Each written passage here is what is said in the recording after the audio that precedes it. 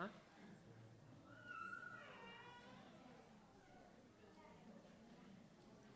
It's not live yet? So we're live. Okay, good. Let me know how the sound is.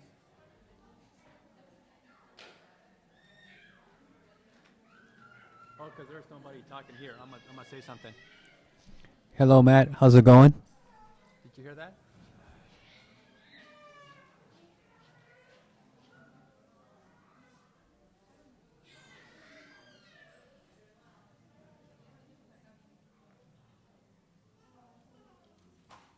Okay, well, hold on a second, because Monica's gonna start talking, and when she starts talking, it'll be a good sound check. It should be good. Do you want a sound check? Okay, cool. So we're live. We're ready to go.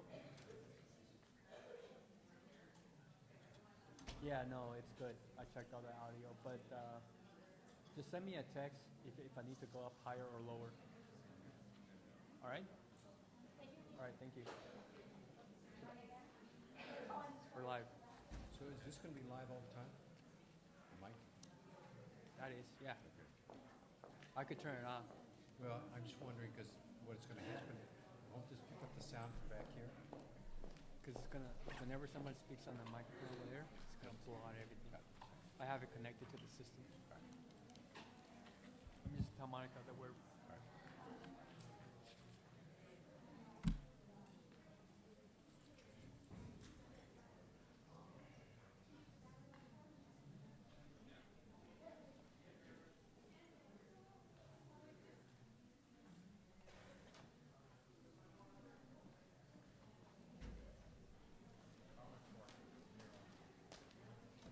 Monica, we're live.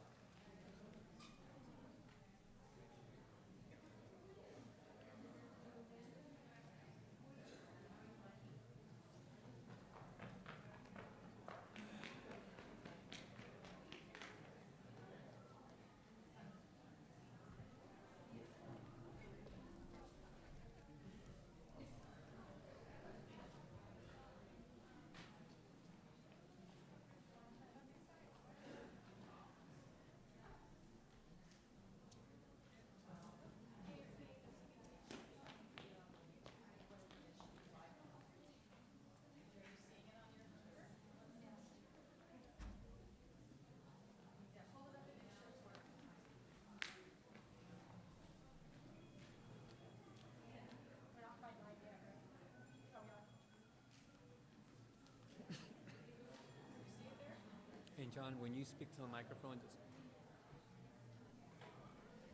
Yeah, I'll get right on top of it.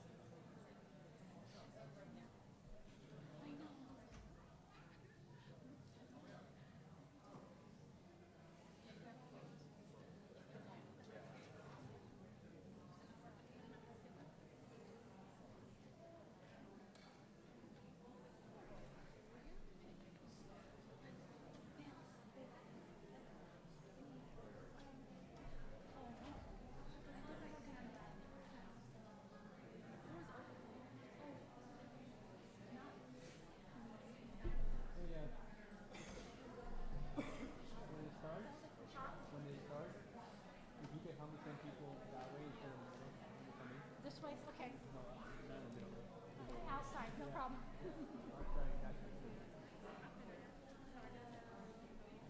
Yeah, just put a couple of chairs right there. After? When everybody gets started, we put chairs so they can't go down the center. I thought Monica could say it too.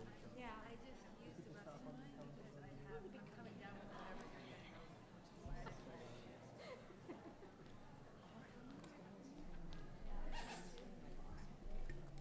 Thank you.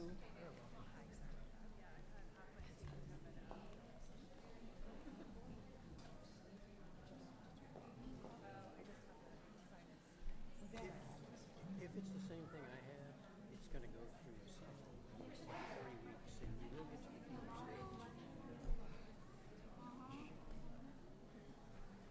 And To do telephone interviews for presidents. it's not like you're just laid low. It's like you're just not able to function at 100%. It sucks. You can't think straight. You can't concentrate. I took a big one today because otherwise I wouldn't have made it through. No, he finally gave up and took Friday off. He'd already had it for a week. I had the worst of it during my mock trial. So I was working from 8 in the morning till 11 o'clock at night, sick. How you are. It's just like, goodness, I can't even think straight. But it's short tempered. I'm having trouble getting sentences out. Because the brain isn't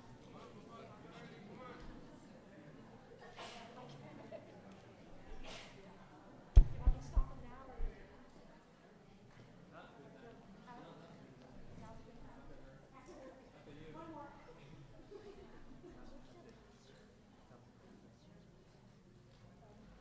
gotta let the people read. It's just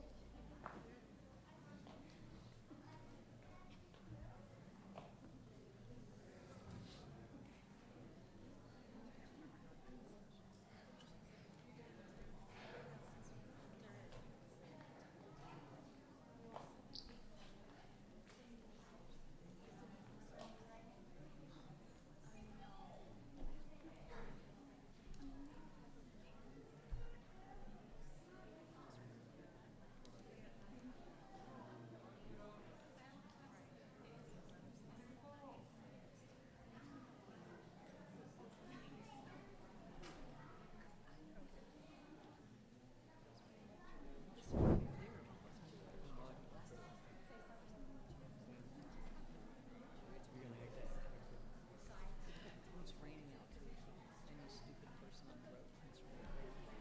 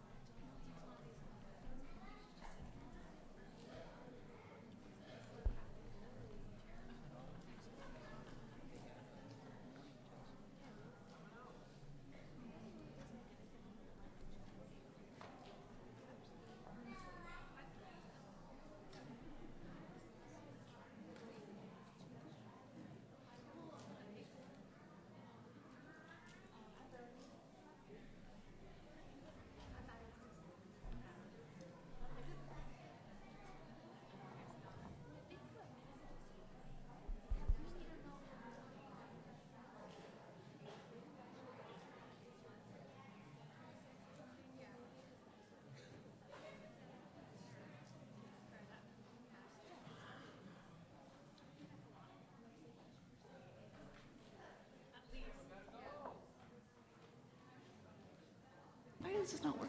Is Max's parents here? Can you go look for him? He went to the restroom.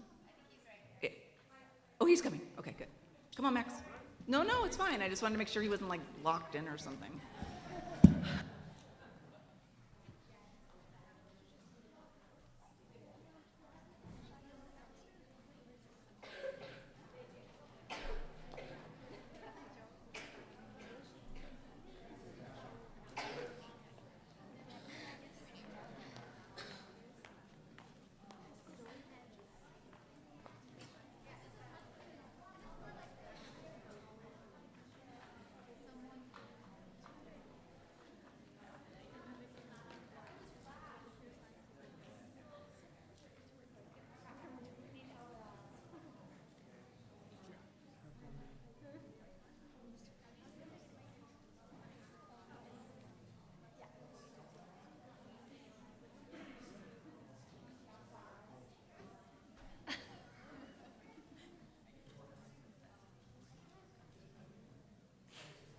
Good afternoon, everyone. It's nice to see everyone back. In case you missed this morning's introduction, my name is Shauna Cannon, and I'm the publisher of the Ventura County Star. It is my pleasure to welcome you and these students to the final 2016 Ventura County Star Spelling Bee.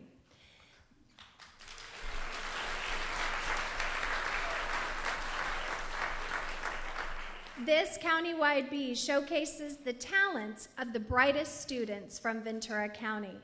And one extremely talented student that's sitting on this stage behind me will become the Ventura County Star Spelling Bee champion and have the honor of competing at the 2016 Scripps National Spelling Bee in Washington, D.C.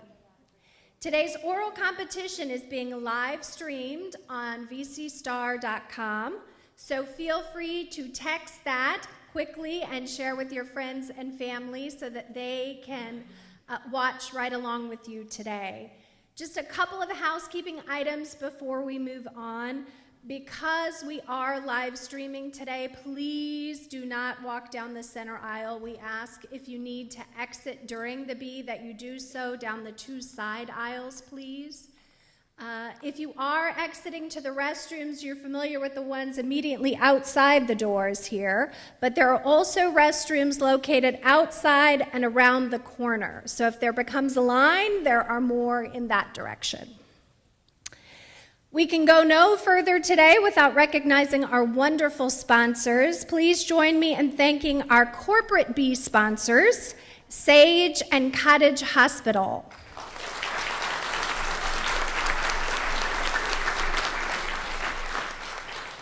Along with our partner bee, Bennett's Honey Farm.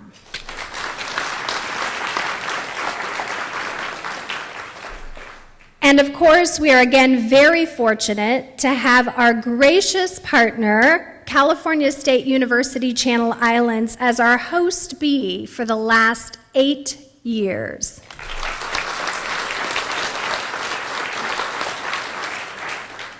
Special thanks to Nancy Gill, Director of Communications and Marketing, for all of her hard work to help make our bee a success this year and year after year after year. So I don't see Nancy, but thank you. Now for some introductions. For the Ventura County Star, our editor, John Moore. Our Vice President of Sales, Nadaline Judy. And our pronouncer today, Aaron. And Aaron told the kids, I know you couldn't hear this a minute ago. He told the kids his last name was Smith. That is not his last name, and you're going to see why I am not the pronouncer. His last name is Dvoretsky. Close. It was close, right? Close? Close. Our recorders today are Julie Lopez, event coordinator for the Star, and Becky Monca, first grade teacher at Los Primos School of Sciences and Arts. Our judges today for this bee are Elisa Sparkia Moore, JD, John Tarkany, Coordinator, Student Competitors Fundraising at the Ventura County Office of Education. Kim Vos, English and Creative Writing Instructor, California State University, Channel Islands. And Kim is actually a doctor. I apologize. And lastly, Roberta Isif, Vice President of Human Resources, Sage Publications Incorporated. Today, we hope you will enjoy this great American tradition that your Ventura County Star has been presenting for more than 60 years. The format for the competition is that of a traditional spell down. What that means is that each of these spellers you see here will receive one word per round. Now, when it's your unfortunate turn to leave the stage, our editor, John Moore, will have some gifts for you. That bag includes something from our corporate sponsor, Sage, honey from Bennett's Honey Farm, 2 all-access passes to Golf and Stuff in Ventura, and finally, and this is the cutest thing, can you hold it up, John? These little bee pillow pets. I think those are adorable, from the Ventura County Star.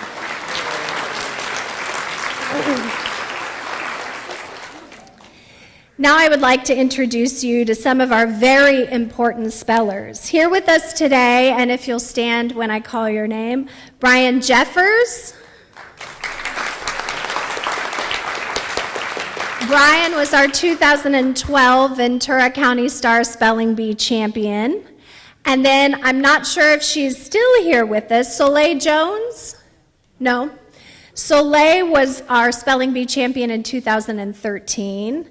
And then our most recent champion from 2015, Labiba Sardar.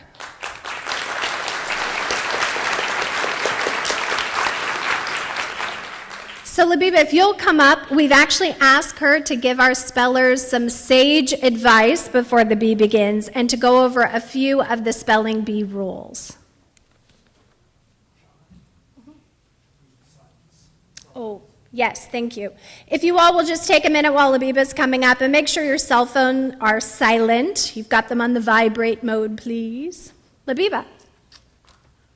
Hello, spellers. First of all, relax. You're all pros at this. Let me go over some rules and hints. Say the word before spelling it to ensure you heard it correctly. If any of the judges realize you misunderstood, they will ask the pronouncer to repeat the pronunciation. You don't have to, but I highly suggest you ask for the word to be used in a sentence and for the definition so you're absolutely clear on what the meaning of the word is. You may also ask for the part of speech, language of origin, and alternate pronunciations. When you're finished spelling, I suggest that you say the word again. Remember, it is the speller's responsibility to understand the word. You don't have to say capital before the first letter if a word starts with an uppercase letter. You can stop in the middle of a word and ask for a definition or sentence if you'd like. You can start again, but you can't change the spelling. Once a letter is out, it's out. You can't take it back. Spell loudly enough so that the judges can hear you, and look at the judges when you spell your word. Spellers, if you misspell a word during any round, the judges will raise their hand. Then the pronouncer will provide you the correct spelling of the word. At that time, you can return to your seat on stage. Please remain seated until you are invited to leave the stage and sit with your parents. You'll do fine if you remember to stay calm, spell slowly, and have fun. You're all celebrities today. There's a photographer here from the Star who will be taking pictures of you as you're spelling. So don't be startled. Good luck to all of you, and know we are rooting for you. Thank you.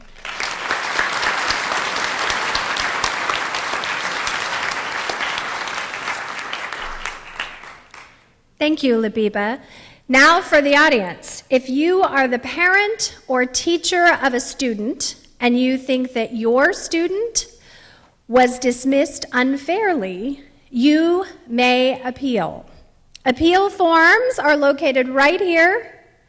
Notice of an appeal must be made before the next round begins. If you decide to appeal, please approach the panel and let us know that an appeal is coming. The judges will then review the appeal and render a decision. The judge's decision is final.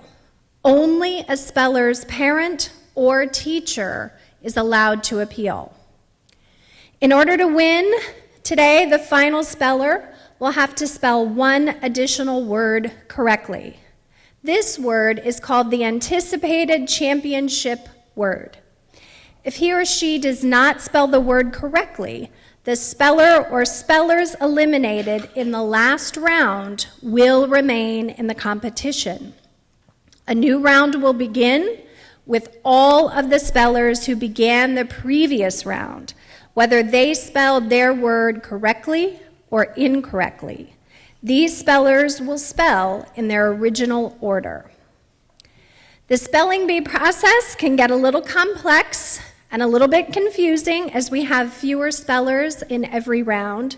You are welcome to read the rules for local spelling bee that are available next to the appeals form to familiarize yourself with the complete list of rules. The pronouncer today is using pronunciation from Webster's third New International Dictionary, official for the bee. This may differ slightly from what you consider standard pronunciation or from what you may have already heard through another pronunciation source.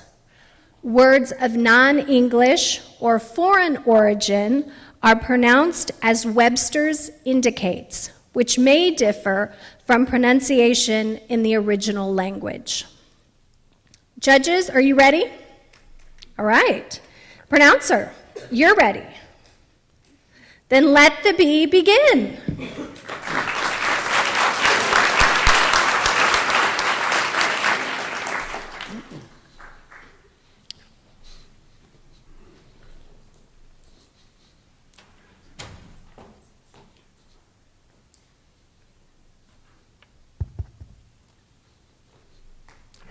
Just to do a mic check, please, Megan, if you would please say your name into the microphone. Megan? Okay, maybe a little bit closer. Megan?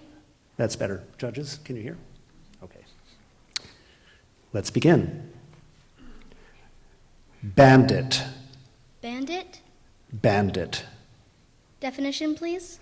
The definition of bandit is one who steals, profiteers, or kills, especially in a shameless, inglorious, or pitiless manner, a gangster. Bandit.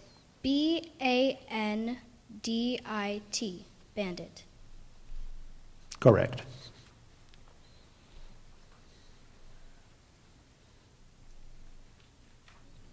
Hi, Haley. Hello. Your word is daily. Can you repeat that? Daily. Daily. May I have the definition? Yes, you may. The definition of daily is occurring or being made, done, or acted upon every day. Daily. D-A-I-L-Y. Daily. Correct.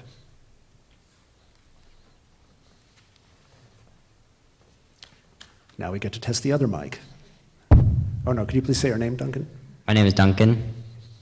Okay. Everyone heard that? Okay. Okay, your word is condor. Condor. May I have the definition, please? Yes, you may. The definition of condor is a very large American vulture having the head and neck bare and being one of the largest and most powerful of flying birds. Okay. Condor. C-O-N-D-O-R. Condor. Correct.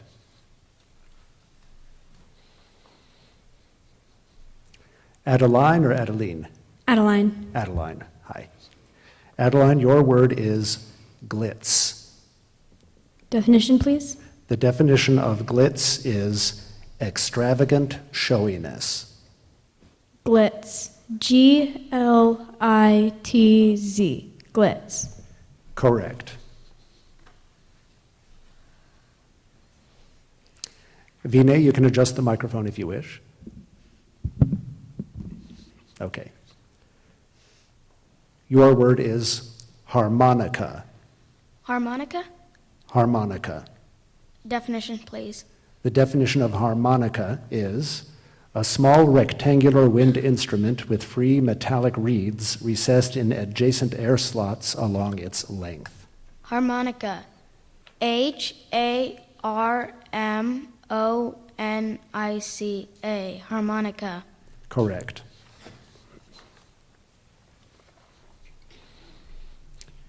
Avery, your word is chocolate. Chocolate. Choclate. Chocolate. I'm sorry, that's incorrect. The correct pronunciation of chocolate, and it does have alternative pronunciations, the correct spelling, rather, I'm sorry, is Chocolate.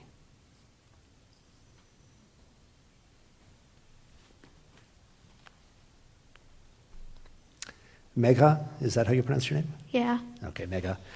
Your word is Melba. Can you repeat the word? Melba. Melba? Yes. Language of origin? The language of origin, this word is from an Australian name. Okay, can you repeat the word? Melba. Melba. Definition? The definition of Melba is fruit served with ice cream, raspberry sauce, and whipped cream. Part of speech? It is a noun. Can you use it in a sentence? The peach Melba was served in a crystal goblet. Melba. Melba? Correct.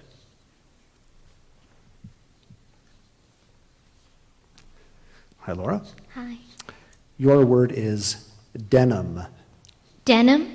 May I have the definition, please? Yes, you may. The definition of denim is a firm, durable, twilled, usually cotton fabric woven with colored warp and white filling threads. Denim. Denim. Denim? Correct.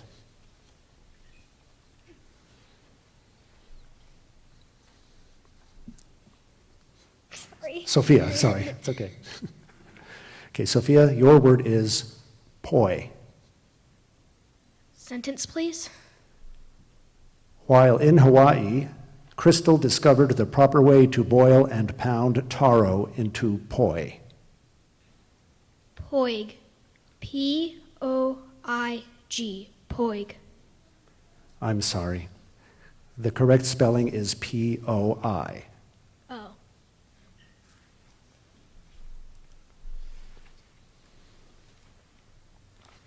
Manav? Yes. This word could be confused with a similar word. The word is ravel. Ravel. Ravel? Ravel. It is a verb. The definition, is become untwisted, unwoven, or unwound. Fray. May I have the word of origin? Yes, you may. It is from a Dutch word. Ravel. Ravel. Ravel. Correct.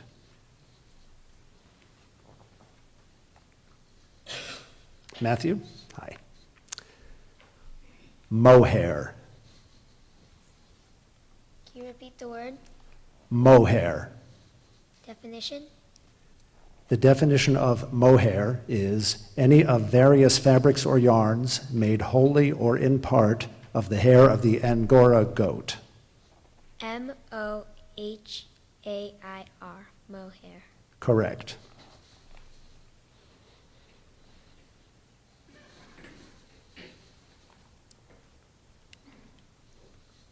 Do you pronounce your name Lorene or Lorena? Lorene. Hi, Lorene. Your word is karma. May I have the definition, please? The definition of karma is the sum total of the ethical consequences of a person's good or bad actions comprising thoughts, words, and deeds that is held in Hinduism and Buddhism to determine one's specific destiny in one's next existence. Karma. Karma. Karma. Correct.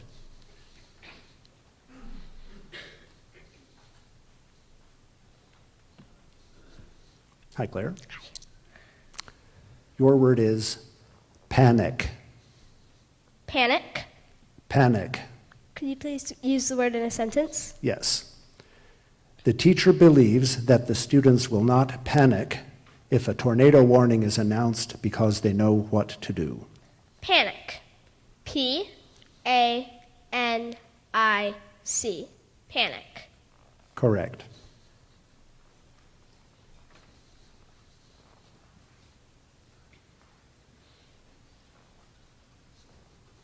Hi, Tino.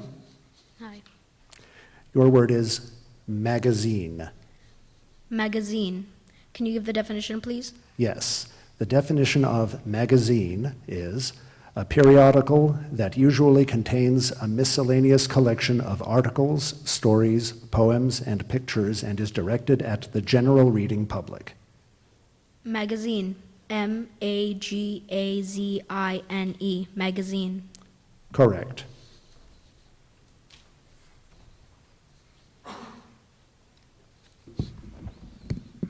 Hi, Shayna, is it? Uh-huh. Hi. Your word is ballerina. Ballerina. Definition, please? The definition of ballerina is a female ballet dancer. Ballerina. B-A-L-L-E-R-I-N-A. Ballerina. Correct.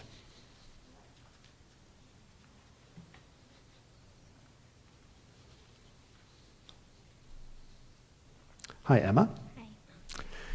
Your word is totem. Can you repeat the word, please? Totem. Can you give me the definition, please? Yes. Totem is an animal, plant, or other object serving as the emblem of a family or clan and often regarded as a reminder of its ancestry. Can you use the word in a sentence? Yes. The emu is the sacred totem for an Aboriginal people of Australia. Totem. T-O-T-E-M. Totem. Correct.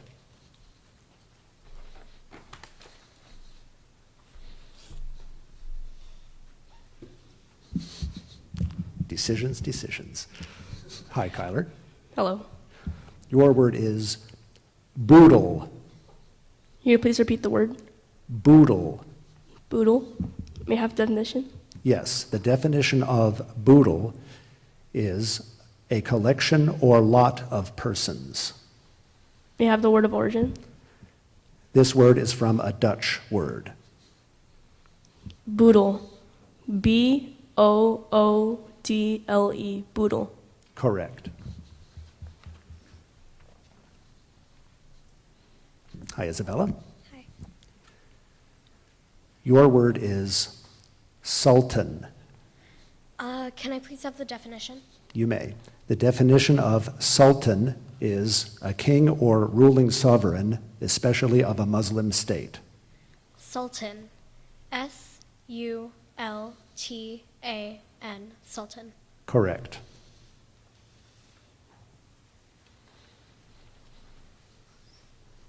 Hi, Maximiliano. Hi. Or I'll just call you Max next time, if I may. Okay, your word is whirlpool. Can you repeat the word, please? Whirlpool. May I have the definition, please?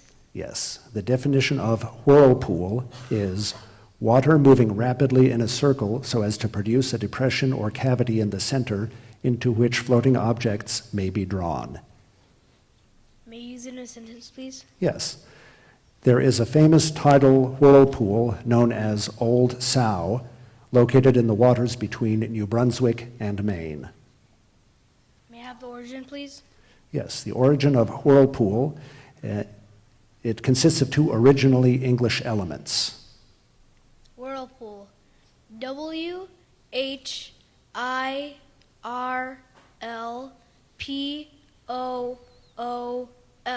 Whirlpool. Correct.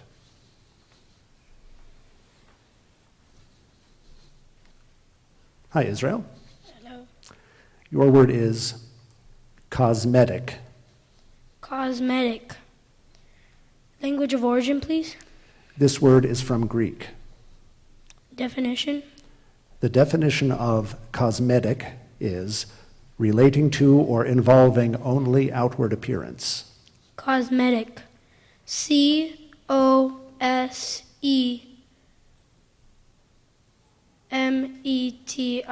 Cosmetic.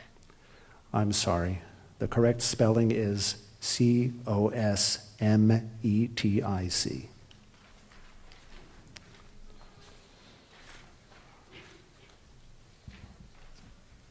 Hi, Madison. Hi. Your word is elite. Can you please repeat that? Elite. Elite. E-L-I-T-E. Elite. Correct.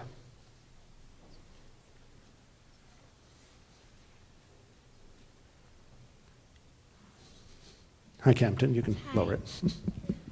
Hi. Hi. Your word is henna. Henna. Henna. Could you please use it in a sentence? Yes. The ancient use of henna is confirmed by the presence of the dye used on Egyptian mummies. Could I have the definition, please? The definition of henna is a reddish-brown dye obtained from the leaves of the henna plant. Could I please have the language of origin? This word is from Arabic. Henna. H-E-N-N-A. Henna. Correct.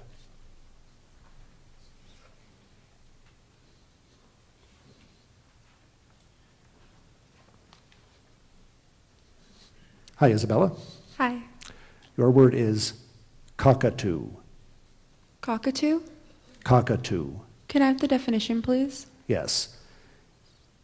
Any of a numerous, large, noisy, chiefly Australasian parrots that are often kept as cage birds. Can I have it in a sentence, please? Yes. Despite her neighbor's complaints, Rita often places her noisy cockatoo on the fire escape. Cockatoo. C-O-C-K-A-T-O-O.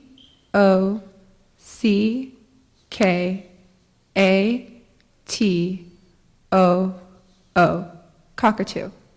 Correct.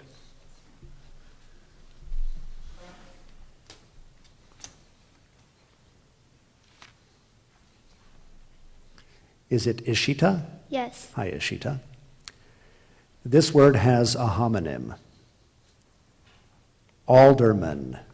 Alderman. Can you... Oh, I'll give you a little more information here. Anytime there's a homonym or any potential confusion, I will volunteer additional information. And of course, you can always ask for more. Okay. Alderman is a noun. The definition is a member of a legislative body or city. Alderman. A-L-D-E-R-M-A-N.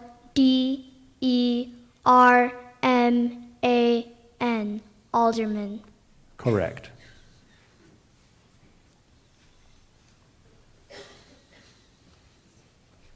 Hi, Jem. Hello. Your word is candidate. Candidate or candidate? Candidate. Could I please have the definition? Yes. Candidate, one that presents himself or herself or is presented by others, often formally or officially, as suitable for and aspiring to an office, position, membership, right, or honor. Could I have the language of origin, please? This word is from Latin. Could I have the part of speech, please? It is a noun. Candidate. C-A-N-D-I-D-A-T-E.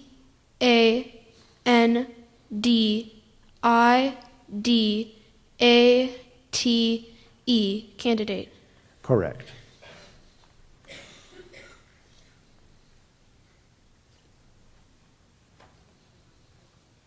Hi, Doreen. Hi. Your word is admiral. Can you repeat the word? Admiral. Admiral? Admiral. Admiral, am I saying it correctly?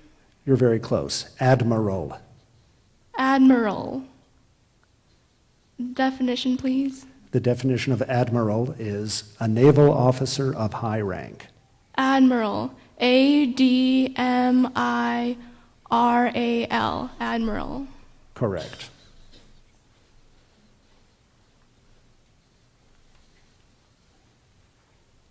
Hi, Allie. Hello. This word has a homonym.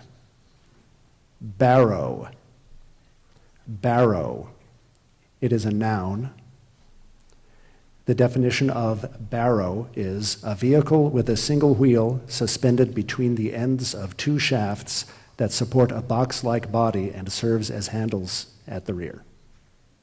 Barrow, am I saying it correctly? Yes, barrow. Barrow. B-A-R-R-O-W. Barrow. Correct.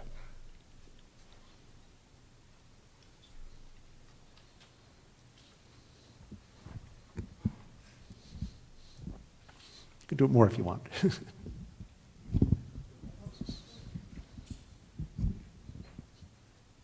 That's fine. Okay. Hi, Abigail. Your word is angelic. Angelic. May I have the definition, please? The definition of angelic is resembling, characteristic of, or having the nature of a supernatural spirit, commonly depicted as being winged and serving as God's messenger and divine intermediary, and as a special guardian of an individual or nation. Can you use it in a sentence, please? Yes. The figurine of an angelic being that Mary keeps on her desk was a gift from her mother. Angelic. A-N-G-E-L-I-C.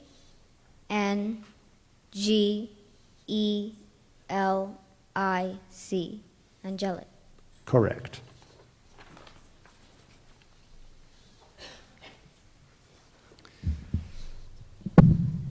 Hi, Dylan.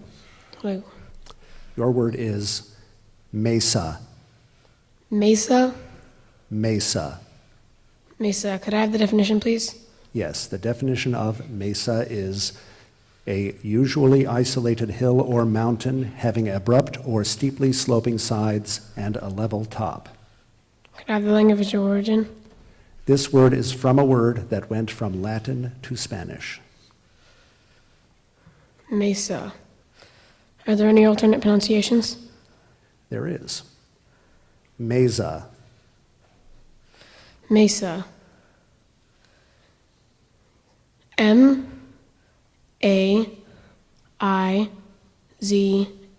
Mesa. I'm sorry. The correct spelling is M-E-S-A.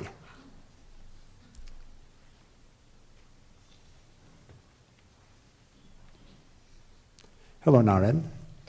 Hi. Your word is hundredth.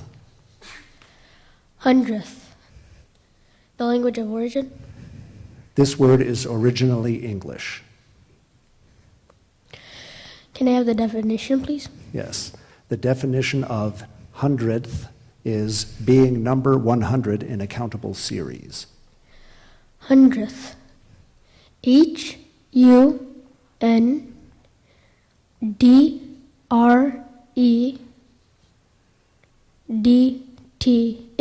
Hundredth. Correct.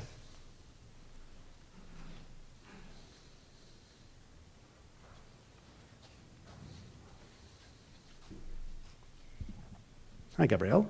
Hi. Your word is fickle. Fickle. May I please have the language of origin?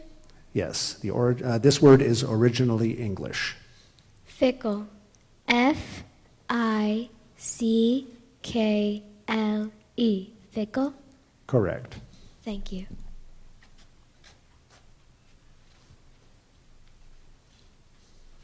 Hi, Rowan. Hello?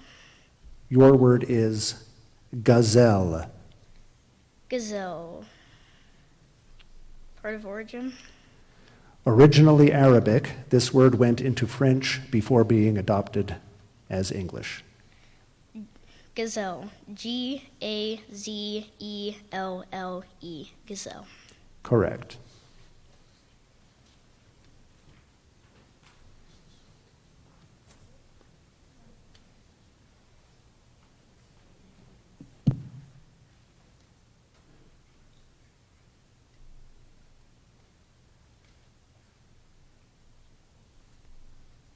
This concludes round one.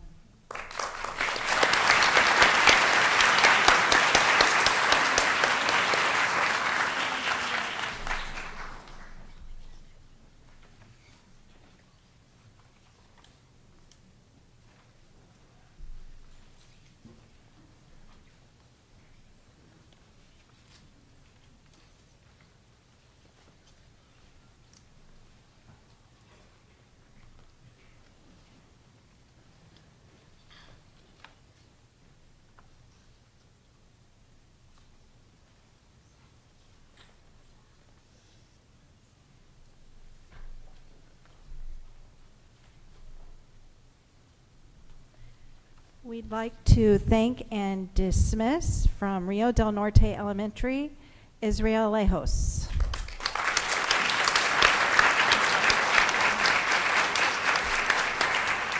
From Bethany Christian School, Sophia Brokey.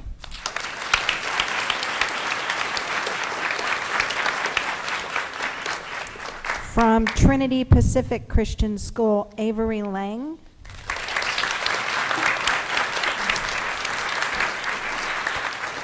And from Pleasant Valley Christian School, Dylan Hayes.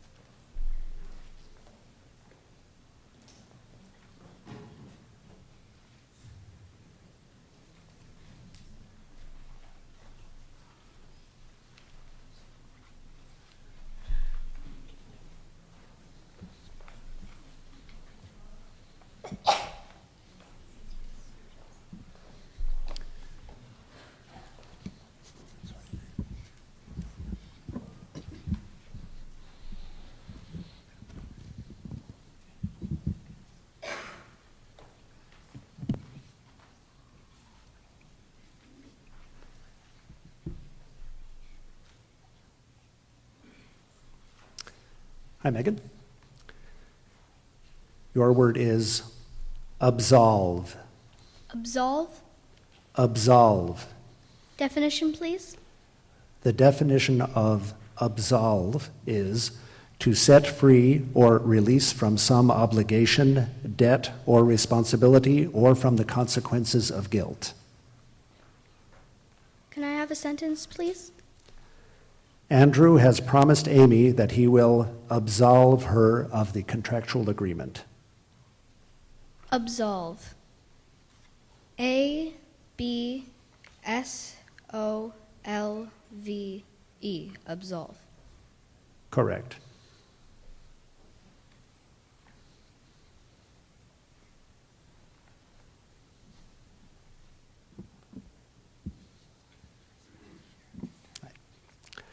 Haley, your word is knuckle. Knuckle. May I have the definition? Yes. The definition of knuckle is one of the prominences formed at each of the joints and bases of the fingers of the human hand. May I have the language of origin? This word is originally English. Knuckle. K-N-U-C-K-L-E.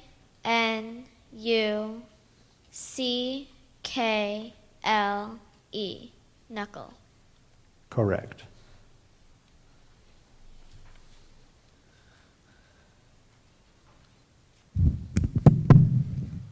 Duncan, your word is increase. Increase. Can I have the definition, please? Yes, the definition of increase is to become greater in some respect, as in size, quantity, number, degree, value, intensity, power, authority, reputation, or wealth. Increase. I-N-C-R-E-A-S-E.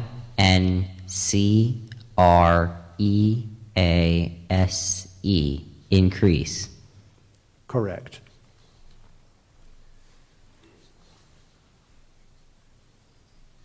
Adeline. Drapery. Definition, please. The definition of drapery is a piece of material used for decorative purposes and usually hung in loose folds arranged in a graceful design. Could you use it in a sentence, please? Ellen ordered a window drapery to enhance the decor of her living room. Drapery. D-R-A-P-E-R-Y.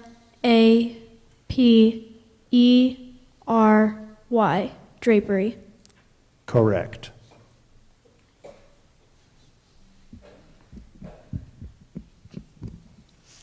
Vinay, your word is Sapling.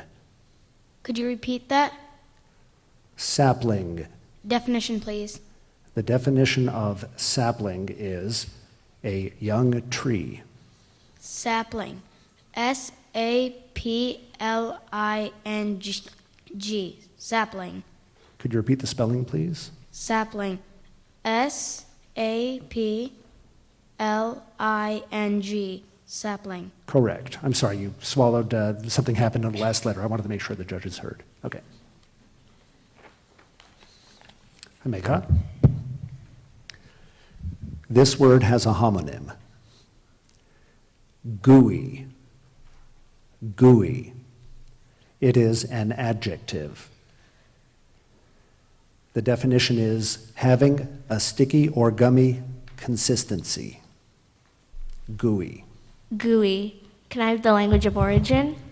The first part of this word is perhaps an alteration of an originally Latin word that passed from French to English, and the second part is an English combining form. Gooey. Can you use it in a sentence? Yes. Because Levi pulled the rolls from the oven too early, their insides were still gooey and uncooked. Gooey. G-O-O-E-Y?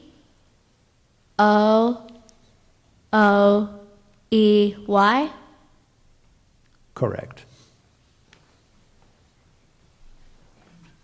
Hi, Laura. Hi. This word could be confused with a similar word.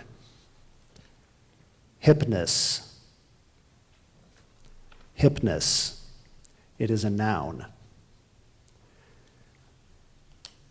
The definition of hypnus is the quality or state of being characterized by a keen, informed awareness of or interest in what is new or smart. Hypnus? Hypnus. Hypnus. H-Y-P-N-I-S. Hypnus? I'm sorry. The correct spelling of hypnus is H-I-P-N-E-S-S.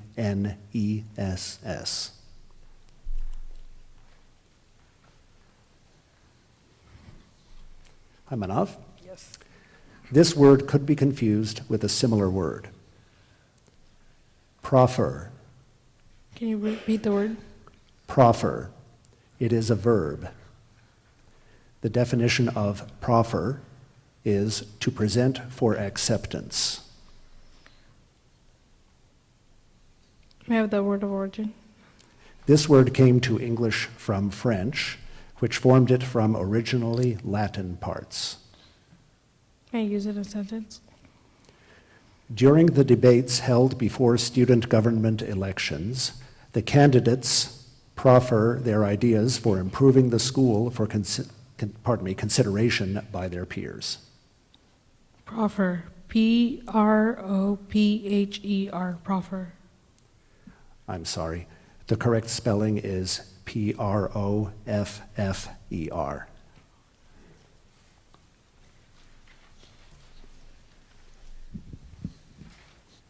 Matthew, your word is gasket. Can you repeat that? Gasket. Definition? The definition of gasket is a separate or attached sealer used in making and closing airtight or liquid containers to ensure tightness. Can you repeat the word, please? Gasket. G-A-S-G-E-T. Gasket. I'm sorry. The correct spelling is G-A-S-K-E-T.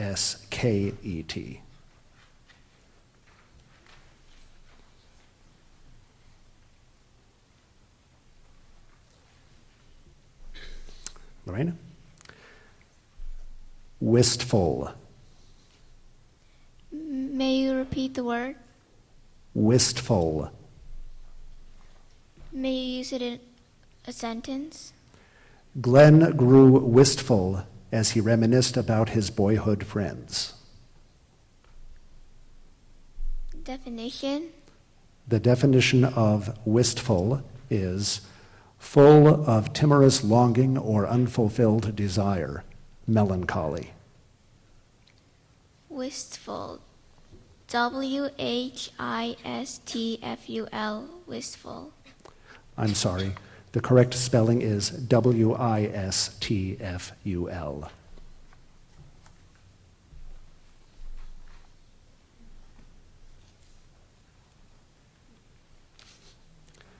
Claire, your word is freewheeling. Freewheeling. Freewheeling. Definition, please. The definition of freewheeling is relatively heedless of forms, rules, responsibilities, or consequences. Freewheeling. Am I saying it correctly? Sounds very close. Freewheeling. Freewheeling.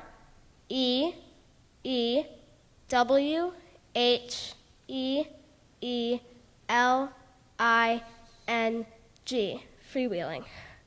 Correct. May I go to the bathroom?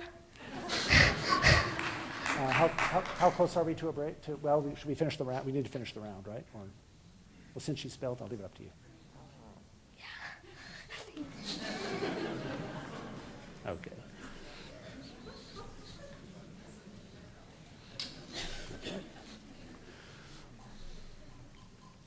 Tino? Yes. Stubborn. Stubborn. Can you give the definition, please? The definition of stubborn is unreasonably or perversely unyielding in character or quality, pig-headed. Stubborn. STUBBORN. Stubborn. Correct.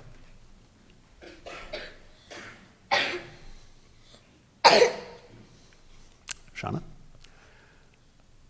Vivid. Vivid. Language of origin? This word is from Latin. Definition, please. The definition of vivid is of a color, very strong. Can you use it in a sentence? Rooney's favorite painting, The Corn Poppy, depicts a woman in a vivid red hat. Vivid. VIVID. Vivid. Correct.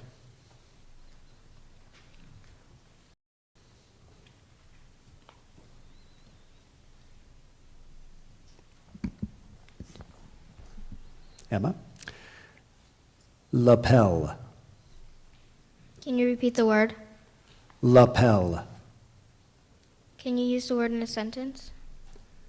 Tom wore a flower on the lapel of his jacket for the school dance. Are there any alternative pronunciations? Yes. Lapel.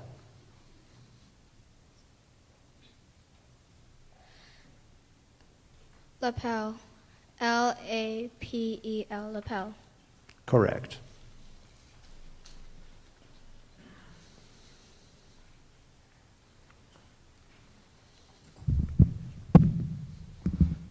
Kyler? Bigot. Can you please repeat the word? Bigot. Bigot? Bigot. Bigots. Do you have a definition? The definition of bigot is one obstinately and irrationally, often intolerantly, devoted to his own church, party, belief, or opinion. Bigots. BIGOT. Bigot. Correct. Isabella? Dingo. Can you repeat the word, please? Dingo. Can I please have a definition? The definition of dingo is a wild dog of Australia. Dingo. Am I pronouncing that correctly? Sounds good. Okay. Dingo. DINGO. Dingo. Correct.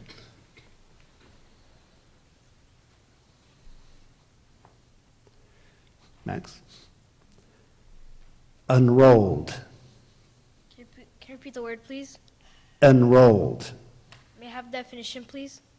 The definition of enrolled is inserted, registered, or entered as a person or a fact in a list, catalog, or register. origin, please? The language of, this word is originally from French. Can you repeat the word, please? Enrolled. Enrolled? Enrolled. There is an alternate pronunciation. Enrolled. Enrolled. E-N-R-O-L-L-E-D.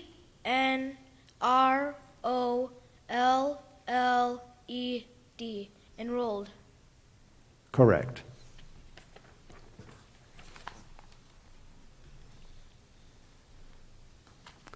Madison? This word could be confused with a similar word. Scuttle. Can you please repeat that? Scuttle. Can you please use it in a sentence? Well, it is a noun. I'll give you a definition also. A shallow open basket made of wood or wickerwork used for carrying something. Sentence for you. Sheila filled her scuttle full of beans and tomatoes from the garden. Scuttle, am I saying it right? Sounds good. Okay. S-C-U-T-T-L-E. Scuttle. Correct.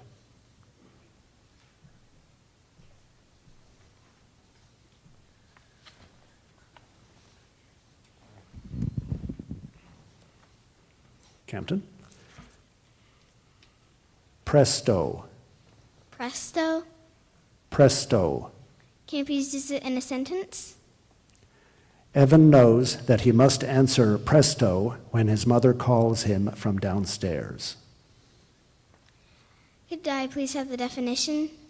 The definition of presto is in haste, quickly, immediately. Presto. P-R-E-S-T-O. Presto. Correct.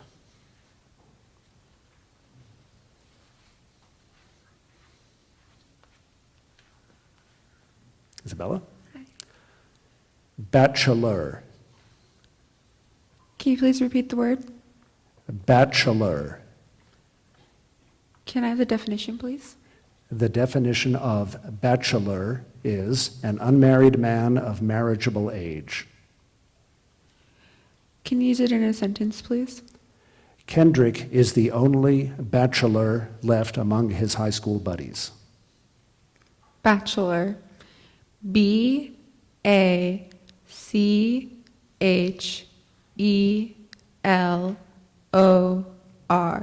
Bachelor. Correct.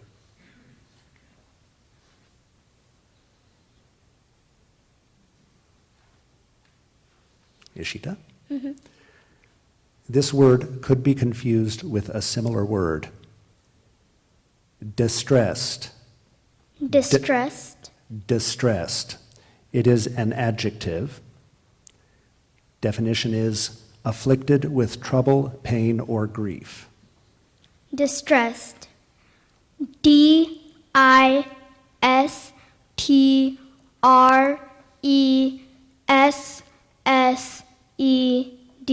Distressed. Correct.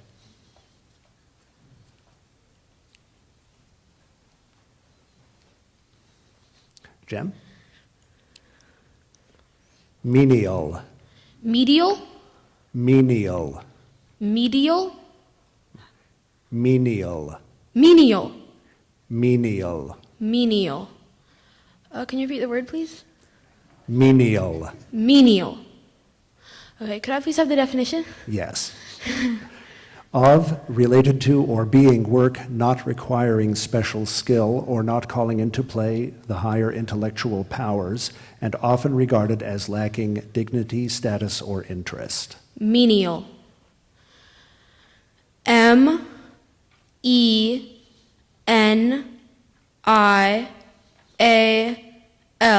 Menial. Correct.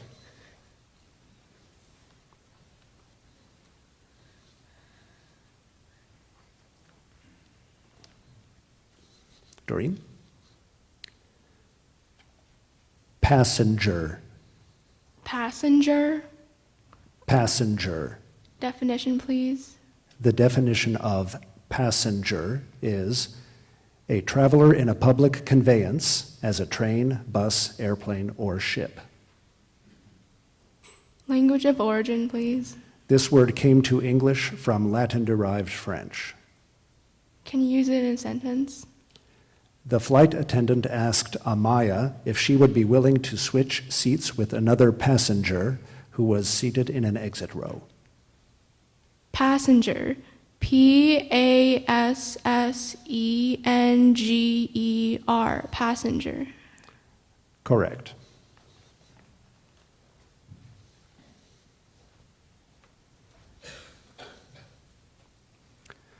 This word has a homonym. Licorice.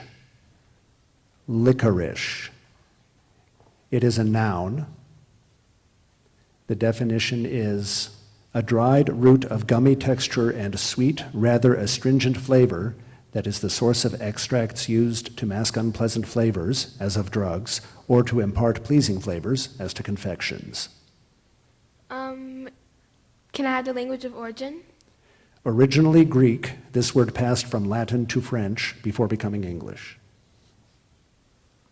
Licorice. Licorice.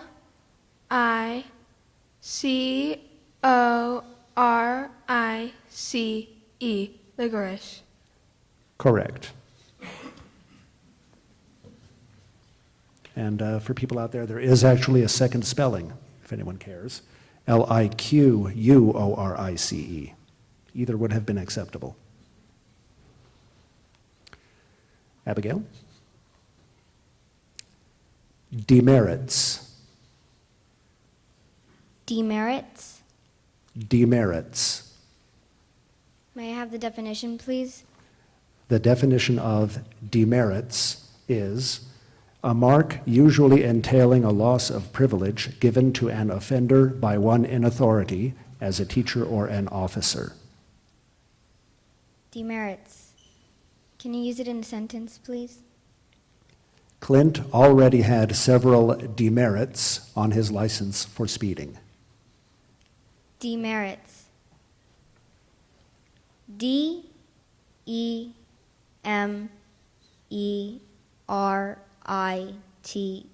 Demerits. Correct.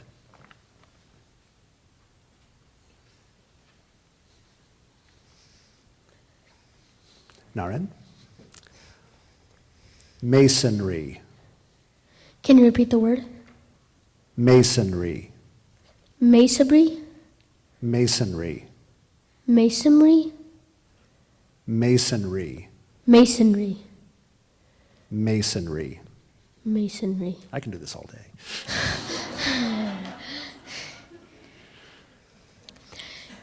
Can I have the definition? Yes. The definition of masonry is something constructed by a skilled worker who builds with stone, brick, or similar materials. Masonry. Can I have the language of origin? This word is from a French word that became English. Masonry. Masonry. Masonry. Correct.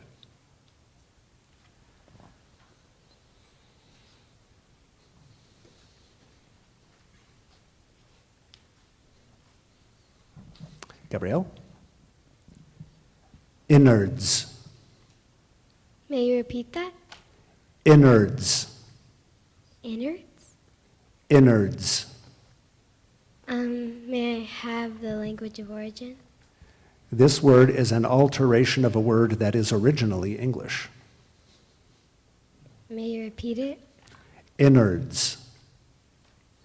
Innards. May I please have the definition? The definition of innards is the internal parts of a structure or mechanism. Innards.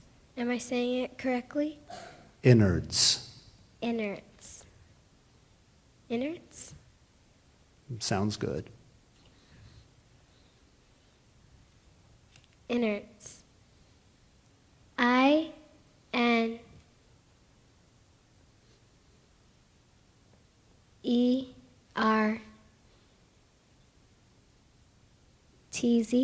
Innards? I'm sorry. The correct spelling is INNARDS. Thank you.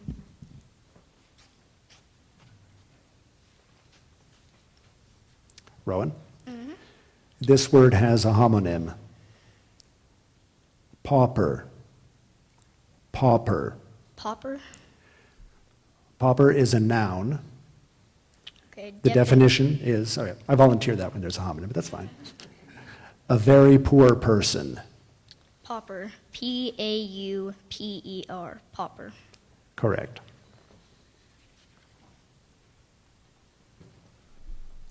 That concludes round 2.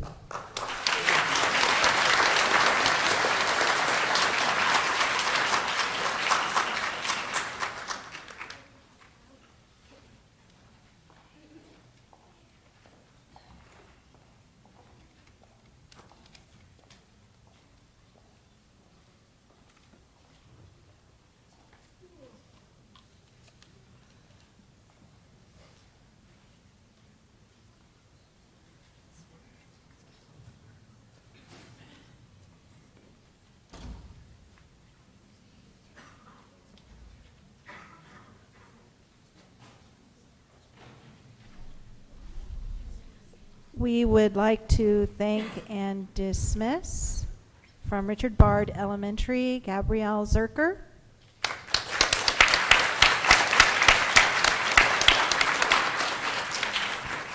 From Fred L. Williams Elementary, Laureen Kamba.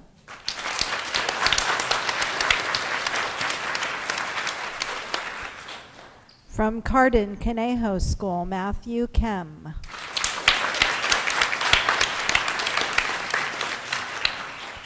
From Monte Vista Middle School, Manav Kanji.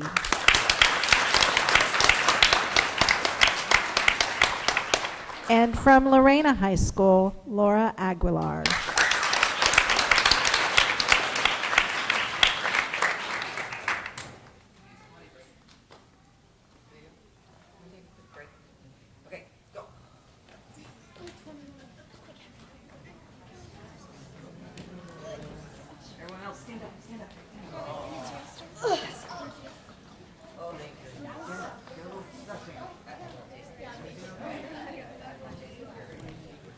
Yeah, I will. Unless you want to. Doing all right? Yeah. All right. Good afternoon. This is John Moore. I'm editor of the Ventura County Star. We're on a break at the spelling bee after the second round, and we thought we'd take a little bit of time here during our break and fill you in on some of the background and ask some questions and talk to some folks possibly about what's gone on at the bee so far. This year, this is the Ventura County Star has been doing the spelling bee now for more than 60 years. We started this year with about 13,000 kids in the county who competed at the school's local bees in 3rd through 8th grades. And out of that, we had 126 who qualified to appear today at the spelling bee. This morning we started with the first round, and the first round is really a test. And the kids go and take a test of 20 words, which they, just like any other test, have to write down the correct answers. Then they have 5 vocabulary words, and they have to get those correct too. Those are graded, and then the top 40 or under make it to the oral rounds, which is what we're seeing this afternoon. There were 32 kids who qualified this morning for the oral round this afternoon. So in the first 2 rounds we've had 7 kids who have missed a word in one of the first 2 rounds. So we're down to 25 left as we start round 3. With me right now is one of our former Ventura County Spelling Bee champions. Brian Jeffers was Spelling Bee champion in 2013. 2012. I'm sorry, Brian. 2012. Brian is now a senior at Camarillo High School. And so, Brian, I wondered if you could for me is sort of talk a little bit about the feelings that the kids have when they're up on the stage and you're at about this stage, you've been through a couple rounds. And what are you feeling? When you're up there, especially when it's not your turn yet, you're watching other people go, it can be a little bit nerve-wracking, a little bit nervous. It's sort of exciting for me as well when I was up there. which is a lot of what's going through your head is how well we're going to do, especially when you're up at the mic. Looking at all the people before you, looking at the camera, looking at all your parents there, knowing everybody's there. It can be sort of nerve-wracking, but after you're done, it's sort of like, wow, exciting, and move on to the next round, or maybe not. It's sort of a tense sort of feeling, but it's very exciting. Do you think, Brian, that most of the kids, after they get through, say, the first couple of rounds, begin to get kind of in a rhythm and begin to feel a little bit more comfortable? Yeah, definitely. After the first couple of rounds, after they start knowing some of the words, feeling more comfortable being on stage, it starts to get into a rhythm, starts to be more comfortable. And that sort of changes a little bit after they start moving into like words outside of the things they've studied, then becomes more intense. I know, especially in that point, it can last for a long time too, so sometimes a little bit of tiredness as well. So that's a good point. So talk to us a little bit. You have, as spellers, you have a list of words that you're given that are part of what we've actually heard in the first 2 rounds. And these are words that you're provided that you can study and you can learn, memorize if you could. And then later on, we'll move to a different list of words that you haven't studied. So what's the process of sort of that going through that first list and how you study? And I know everybody does it differently, but how did you approach that? Well, going through the first list that we were given to study, I sort of took it. Usually they're divided by language of origin, and each language of origin has a different set of rules that apply to it in ways that the spelling works. There's, like in Hawaiian, it's very phonetic and very, if you sound out the words, each letter has a specific sound that's made. But for other ones, like sometimes Greek and sometimes Latin, each of them have different ways that the ways are spelled and pronounced. So at least, I don't know how it is with some other spellers, but when I went through it as a speller, I divided them into language of origin and studied each list sort of separately together. And that sort of changes after you get out of that list and as they move on to different words in the dictionary. Well, I assume then, that helps you out as you move forward and you get a word that you don't know. And that, of course, answers the question, I think, for a lot of us as to who cares about the language of origin, because it doesn't really matter. But that then really helps you as a speller begin to understand how that word is structured and may give you some clues, correct? Yes, the language of origin actually has a large part into how the word is structured and spelled, especially for ones with predictable rules such as Greek and Latin. And the ones that are actually the hardest sometimes are the ones that actually directly come from English, at least in my opinion. Well, as someone who spells for a living, I can tell you that they're all sometimes a little difficult. Just as a reminder, this is John Moore. I'm editor of the Ventura County Star. I'm here with Brian Jeffers. Brian is a former champion speller from Ventura County who went back to the National Spelling Bee. We'll talk about that here in a second. We're on a break from the 2016 Ventura County Spelling Championship. It's being held at the California State University Channel Island campus. And we've got about 25 spellers who remain in the competition after the first 2 rounds. They're on a break, and we'll get back to the spelling here in just a couple of minutes. Brian, if you could for me, spend a little time talking about the experience of going back to Washington and what it was like to go to the National Spelling Bee. National Spelling Bee was something that, first of all, when I won my year in 2012, it was very exciting for me. I had no idea what to expect. When I actually went on the flight to Washington D.C., it was very exciting as well. In Washington D.C., we were staying at the hotel. I think it was the Gaylord National Hotel. I'm not sure if it's the same this year. It's very large, very exciting experience. You see all of these different spellers from all across the country who had trained and worked towards this. I was very excited to go. I mean, there was a full several-day experience, and at least when we first went, first there was a written test. It was actually done on computers and through headphones. You're given a specific time. You go into the room, you put on the headphones, and through the computer you listen to the word and you can see the definition, pronunciation, things like that, and then you type out the word. After that written test, you go on to the oral stage for at least 2 rounds. Everybody, regardless of what they did on the written test, goes up for the first 2 rounds. and they give you have to stand in front of the microphone, and it's very exciting because it's televised nationally. And those 2 rounds for me, at least in that entire experience, was very, very exciting. It was really thrilling to be there on stage and know that out of however many people participated in Spelling Bee nationally, and that it was down to that like couple hundred people who were there at Washington, D.C.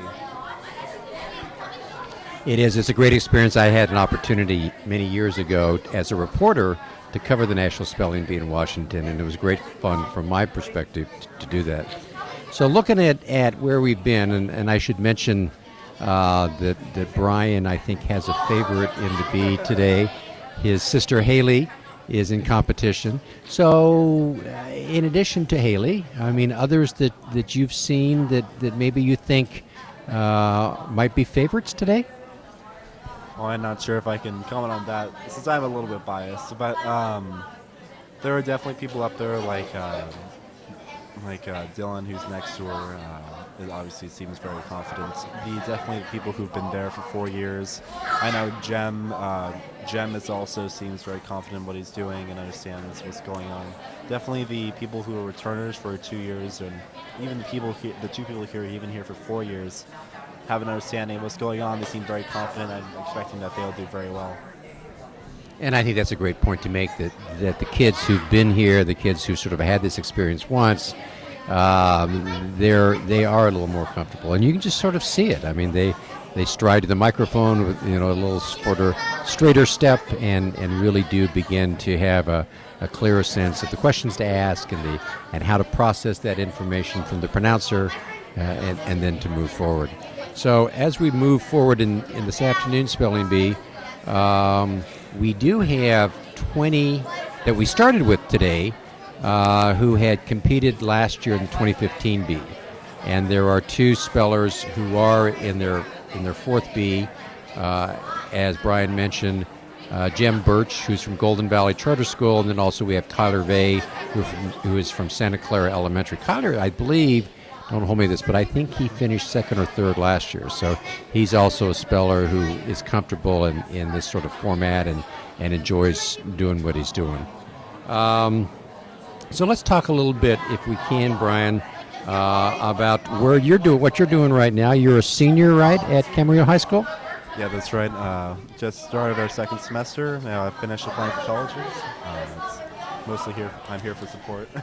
Well, that's great to hear. And so you've applied to the colleges. You're getting ready to get out. Do you have an idea in terms of what you want to major in when you get to college? I'm hoping to go into medicine or something related. We would like to be home before it gets dark. Thanks, Brian. Missing so 2 Monica spellers. White is calling the spellers back to the stage. So thanks, Brian. We appreciate your time. Thank you. And we will return you to the stage. And what we will do is in this part of the broadcast, we'll be back with you on the next break and bring either Brian or one of the other spellers back and have another conversation. So enjoy the Spelling Bee, and then we'll be back in touch. Thanks, Brian. 1, 2, 3, 4, 5. You're up here in the front row. Now, move it up. Yep. Just stay in your numbers. Yep, you're up here in the front row. Stay in your same order. You're just moving. There you go. No, you're good. You're good. So now you're down there, and Madison. We're missing someone though. Yeah, grab your water. Get your waters. Did you guys get your waters? Okay, good. All right, Jem. Okay. So we have 2 rows now, okay? And then you're over there, and Rowan, you're up in the very last one. It's okay, because we're still missing.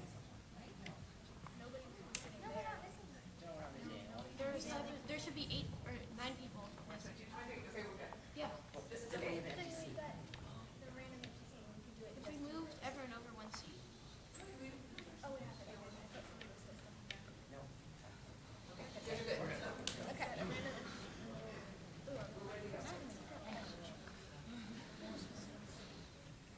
Megan. Grovel. Can you repeat that, please? Grovel. Grovel? Grovel. Definition, please? The definition of grovel is creep on the earth or with the face to the ground as one's natural gait or manner of locomotion. Can you use it in a sentence, please? Pigs grovel through the forest to find truffles. Could you repeat the word again, please? Grovel. What's the language of origin? This word is from an originally Old Norse word that then passed into English. Grovel? Grovel. Grovel. Grovel?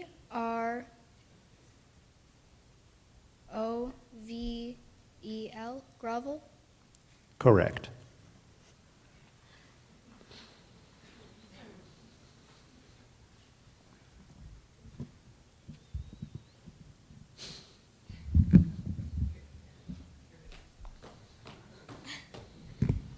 Sorry. Haley? Perturbed. Perturbed? Perturbed. May I have the part of speech? It's a verb. Is this in the past tense? The word is perturbed. Perturbed. May I have the definition? The definition of perturbed is made quite uneasy, caused to be upset or worried or alarmed. Perturbed. Perturbed.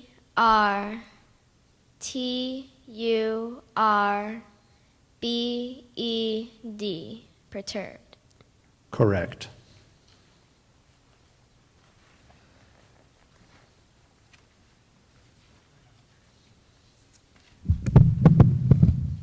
Duncan? Transitory. Transitory. Transitory. Transitory? Transitory. Definition, please. The definition of transitory is marked by the quality of passing away, evanescent. Transitory. Transitory.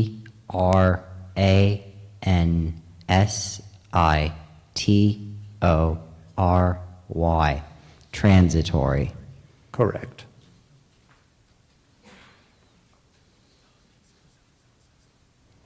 Adeline? Harumph.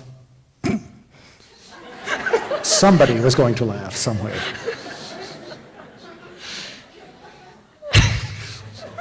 Might as well be you. Sorry. Okay. Harumph.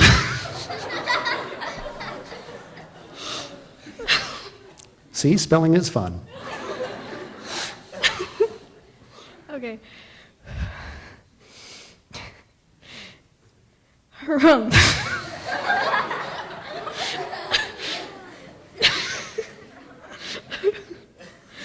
Okay. Harumph. Okay, I'm just not going to say it first. That's fine. Harumph.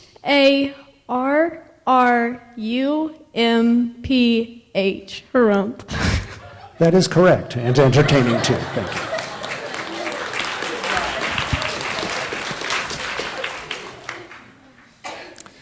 Vinay? Scrutiny. Could you repeat that? Scrutiny. Scrutiny? Scrutiny. Could you give me the definition, please? The definition of scrutiny is close inspection. Scrutiny. SCROT.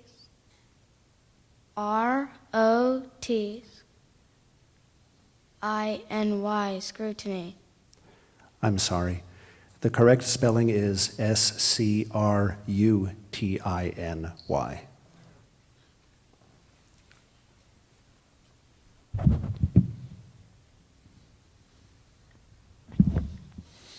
Mega? Intrusive. Intrusive? Intrusive. Intrusive. Can I have the definition, please? The definition of intrusive is characterized by trespassing or encroachment. Can you use it in a sentence? The movie star found the reporter's questions extremely personal and intrusive. Intrusive. Can I have the language of origin? The first part of this word went from Latin to French to English, and the second is an English combining form. Part of speech? It is an adjective. Intrusive. INTRUSIVE.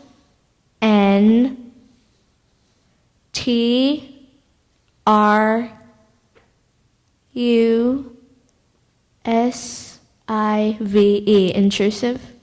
Correct.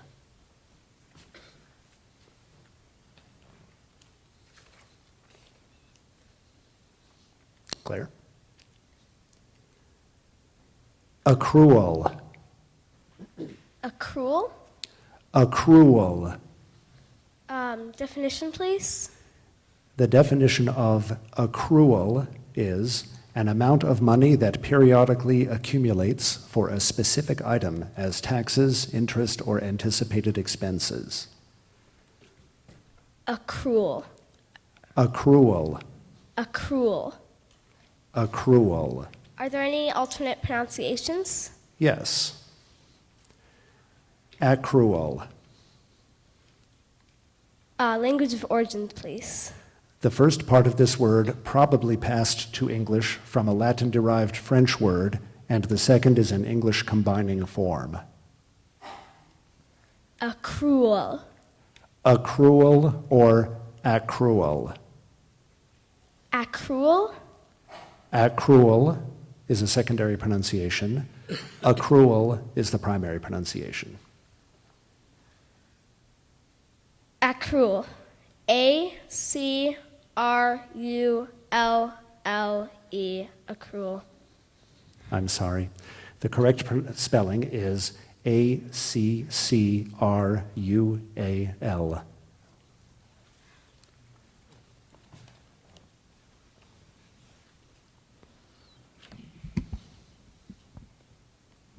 Tino?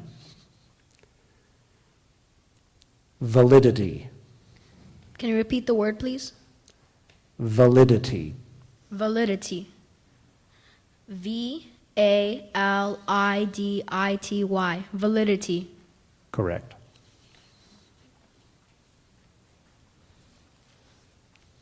Shauna? Stomacher. Stomacher? Stomacher. Definition, please. The definition of stomacher is the center front section of a waist or underwaist, or a usually heavily embroidered or jeweled separate piece for the center front of a bodice. Can you use it in a sentence? Yes.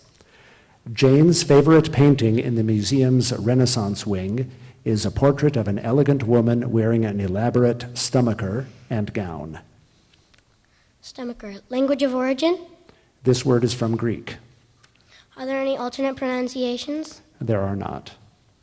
Stomacher. STOMA.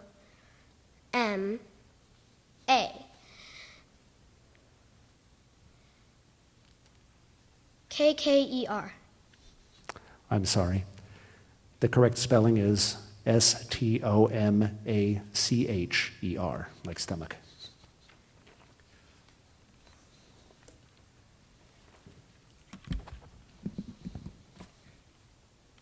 Emma? Billowy. Billowy. Billowy. Can you use it in a sentence, please?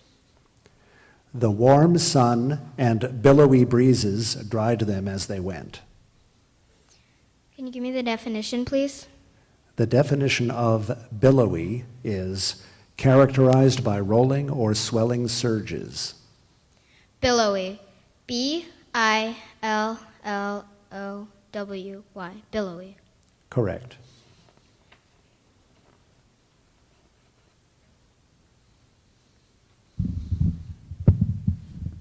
Kyler?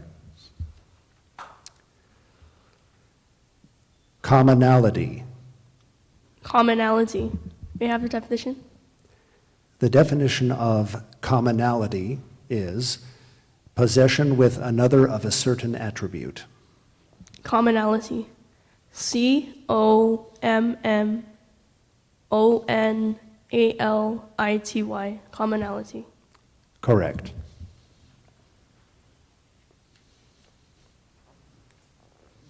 Isabella? This word has a homonym. Assistance. Assistance is a noun. The definition is the help supplied or given, specifically aid, often financial, to the needy. Can you please use it in a sentence? Yes.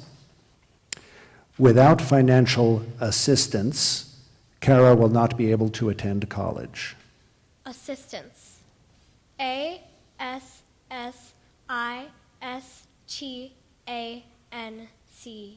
Assistance. Correct.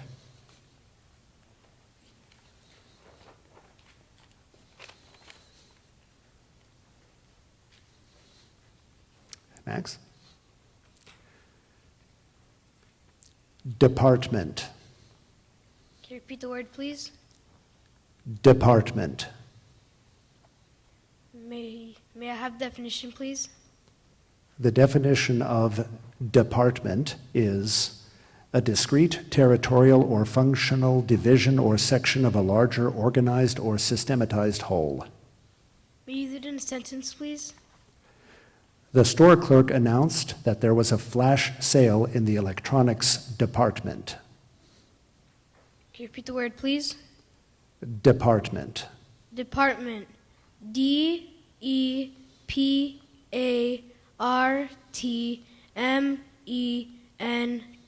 Department. Correct.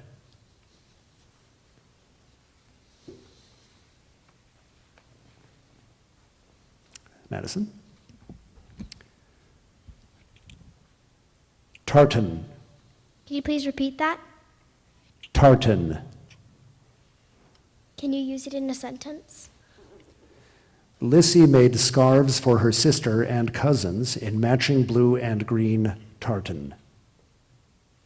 Can you please give me the definition?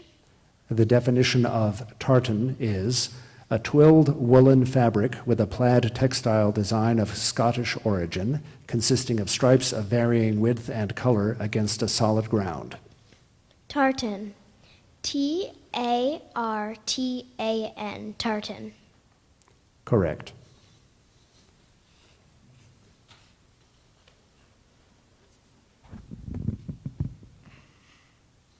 Captain? Insincerity. Insincerity. Insincerity. Could you please use it in a sentence? Yes. George's apology oozed with insincerity. Can I please have the definition? Yes. The definition of insincerity is the quality or state in which one is not what one appears to be or does not express what one appears to express. Are there any alternate pronunciations? Yes. Insincerity. So there's insincerity, which is the alternate, and insincerity, which is the primary pronunciation. Insincerity. INSINSARITY.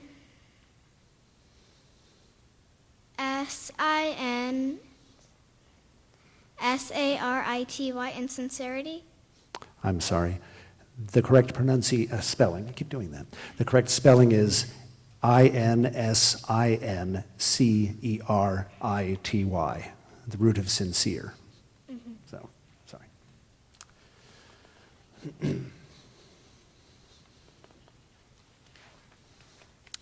Isabella?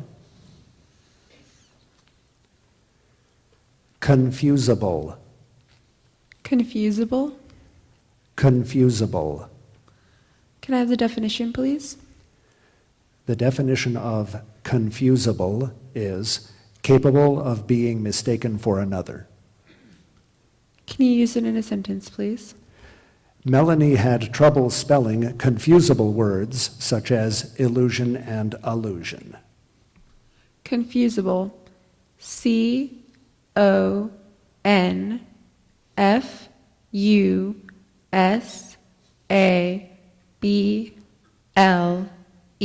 Confusable. Correct.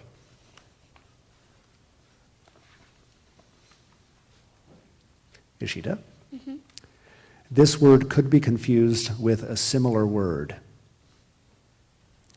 Bastion. I'm going to repeat it, and then I'll give you a little more information. Bastion. It is a noun. The definition is something that is considered a stronghold or bulwark. Bastion. Are there any alternate pronunciations? Oh yes, there are 3 of them. Bastion, bastion, and bastion. Primary pronunciation is bastion. Bastion. B-A-S-T-I-O-N.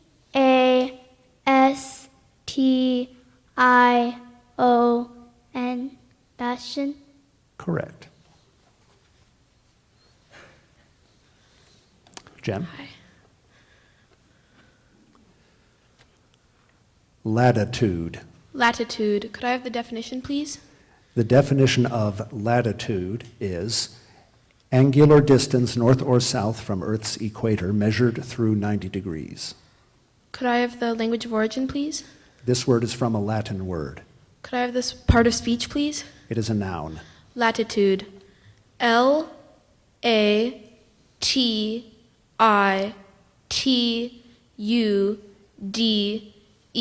Latitude.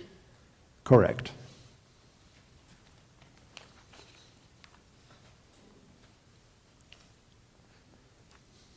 Doreen? Experiential. Experiential. Experiential. Definition, please. The definition of experiential is derived from, based on, or relating to experience, empirical. Alternate pronunciations. Yes. Experiential. Can you use it in a sentence? Although based on experiential procedures and findings, many great scientific discoveries involve a degree of intuition and luck. Origin. This word is from Latin. Experiential. E-X-P-E-R-I-E-N-T-I-A-L.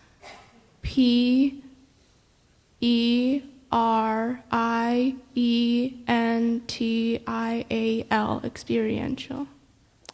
Correct.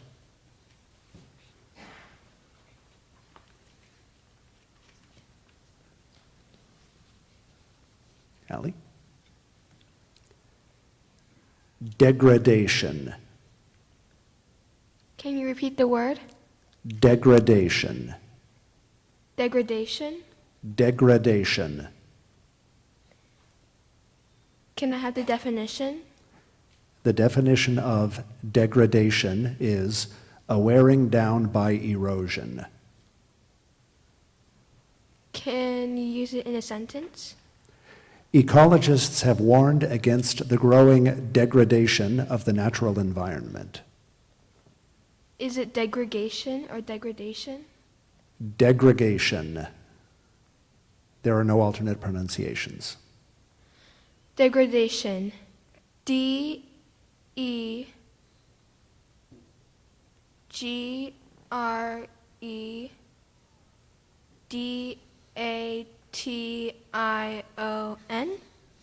I'm sorry.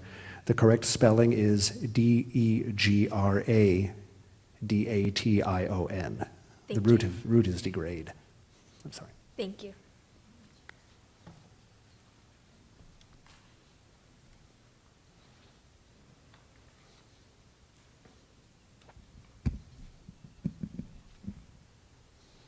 Abigail?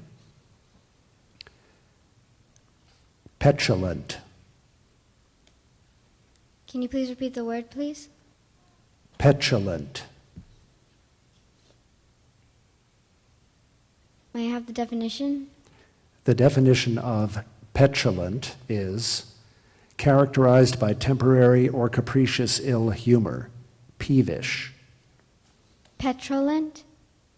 Petulant. Can you use it in a sentence? The striking ball players were characterized as spoiled, petulant, and self-obsessed. Petulant. Petrolent.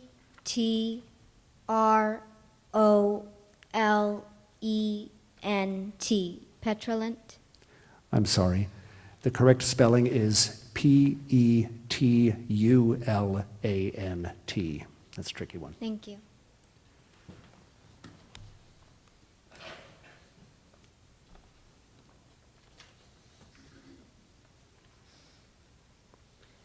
Naren? Colleague.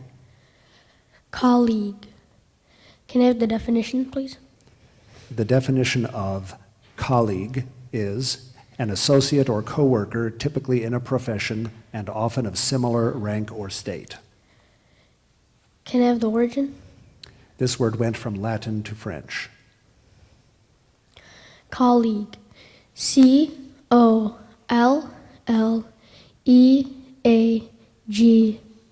Colleague. I'm sorry. The correct spelling is C-O-L-L-E-A-G-U-E.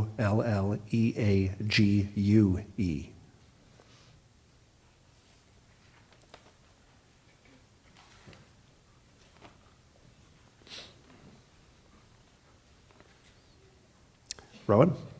Yes. Adversaries. Adversaries. Definition, please. The definition of adversaries is ones that contend with, oppose, or resist. Adversaries. A-D-V-E-R-S-A-R-I-E-S. Adversaries. Correct.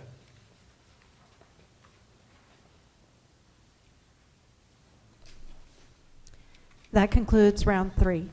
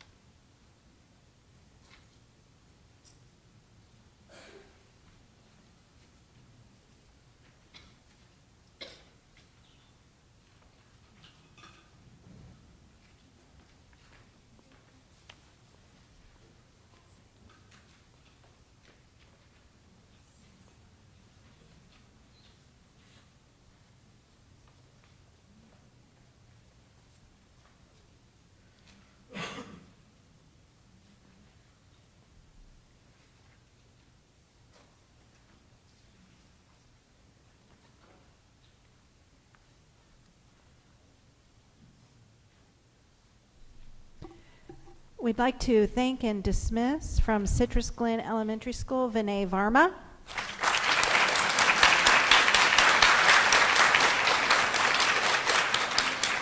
From Redwood Middle School, Claire Goyette.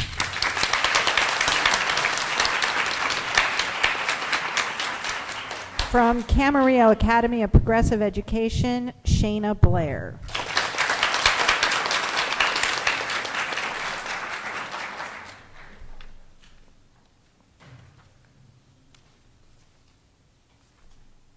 From Briggs Elementary, Campton Carter.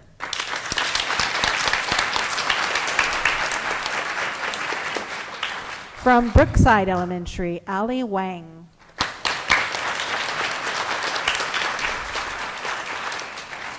From Juan Laguna Soria Elementary, Abigail Mejia.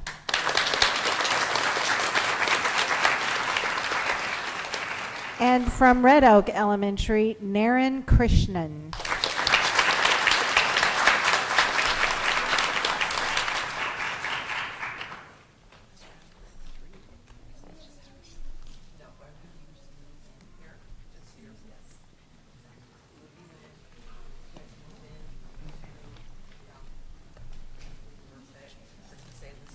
So you guys move in.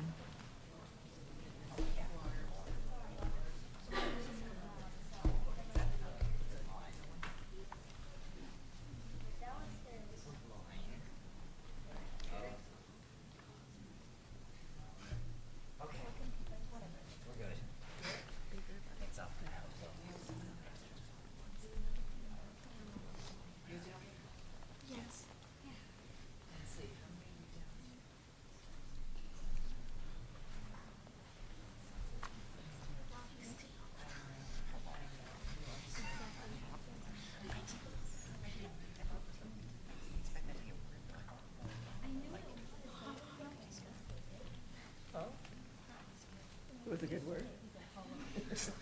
What was your word?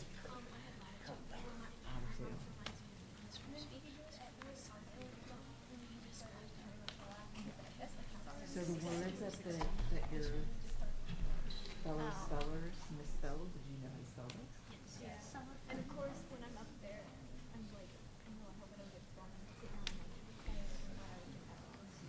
yeah. I wasn't that sure. I probably got experiential. Experiential? But I got experience. Yeah. I was like, I figured it'd be TIC, like existential. Yeah, that was like. So that was a hard one? Well, it's around. So getting around already like half. I know, exactly half. And all these people are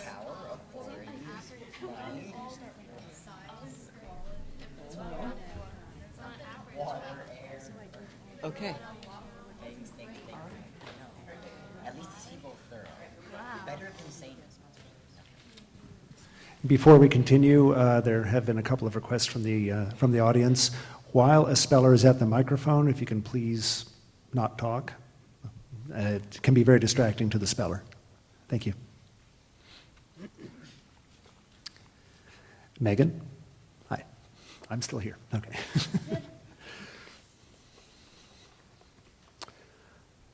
Literacy. Literacy? Literacy. Can I have the definition, please? The definition of literacy is an ability to read a short, simple passage and answer questions about it. Literacy? Literacy. Literacy. Literacy.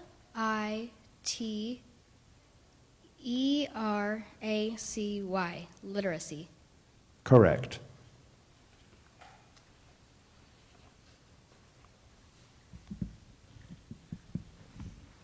Haley?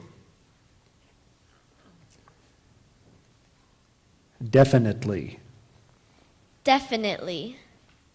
Definitely. May I have the definition? The definition of definitely is distinctly, unmistakably, positively. Definitely. DEFINITELY.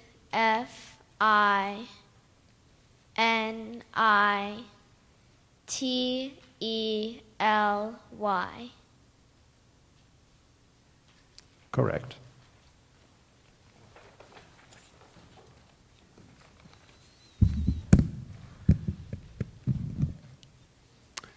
Duncan? Carnation. Carnation. Carnation. Are there any alternate pronunciations? There are no alternate pronunciations. Definition, please. The definition of carnation is Any of numerous cultivated, usually double-flowered varieties of the flower also known as the clove pink, now found in many color variations. Carnation. Carnation.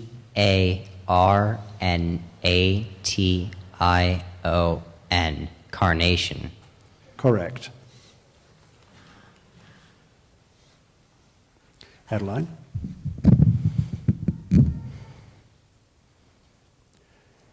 Dickensian.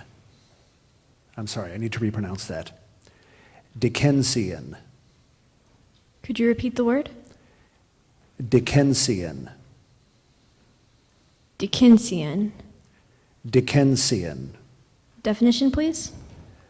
The definition of Dickensian is characteristic of or having the qualities of the writings of Charles Dickens with respect to humor and pathos in the portrayal of character types.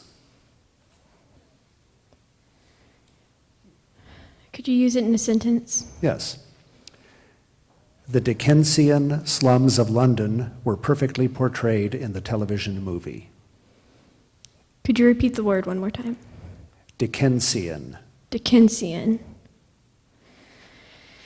Dickenseon.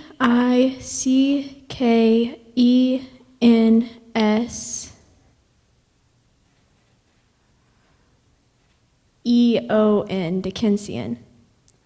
I'm sorry. The correct spelling is Dickensian. And I gave the alternate pronunciation first, which is why I corrected myself. The alternate pronunciation is Dickensian with a Z sound as opposed to an S. So,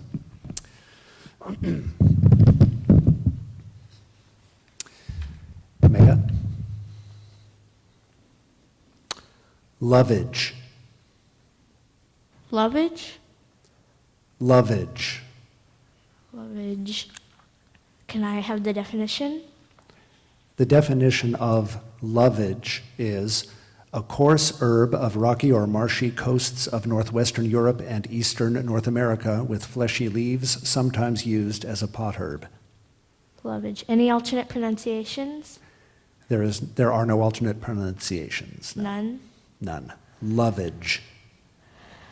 Lovage. Part of speech? It is a noun. Can you use it in a sentence? Yes. Juliet planted lovage, basil, and thyme in her herb garden. Can I have the language of origin? Originally from Latin, this word passed through Anglo-French before becoming English. Lovage. Lovage. Lovage. Lovage? Correct.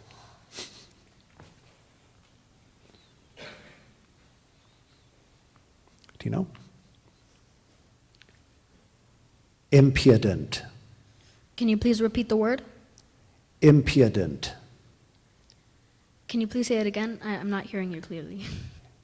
Impudent. Impudent?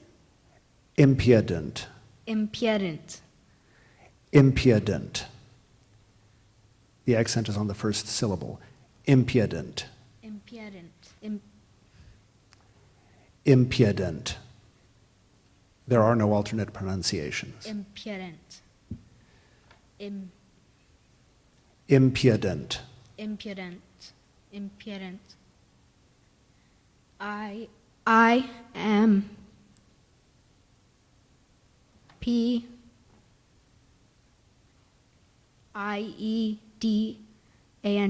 Impudent. I'm sorry.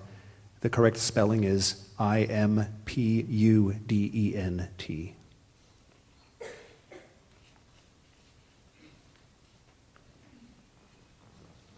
Emma? Miscalculations. Miscalculations? Miscalculations. Can you use the word in a sentence, please? Gilbert's miscalculations lost him quite a lot of money on the stock market. Can you give me the definition, please? The definition of miscalculations is mistakes in practical judgment. Miscalculation. Miscalculation. Miscalculations. Miscalculations. Miscalculations.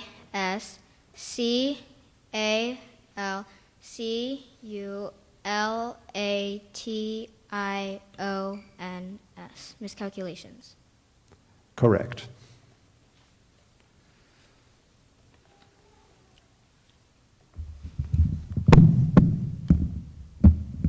Tyler?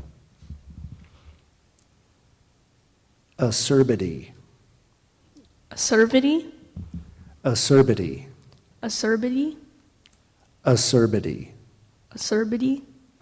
May I have the definition? Yes.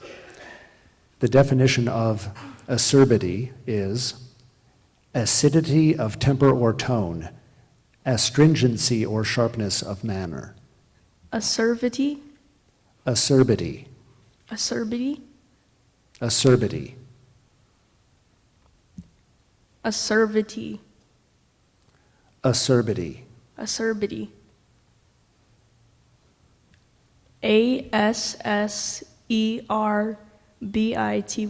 Acerbity.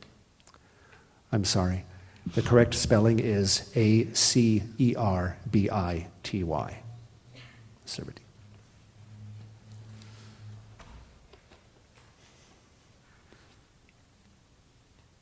Isabella? Vengeance. Definition, please. The definition of vengeance is infliction of punishment in return for an injury or offense. Can you repeat the word, please? Vengeance. Vengeance. Vengeance. Okay. Vengeance. VENGEANCE.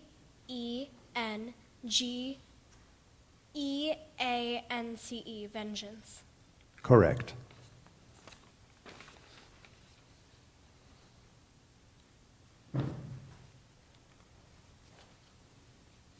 Next. This word has a homonym. Allegation. It is a noun. The definition of allegation is an assertion unsupported and by implication regarded as unsupportable. May you use it in a sentence, please? Patrick dismissed his sister's allegation that he had borrowed her car without permission as absurd. May I have the language of origin? This word went from Latin to French to English. Can you repeat the word, please? Allegation. Allegation. ALLAGATION.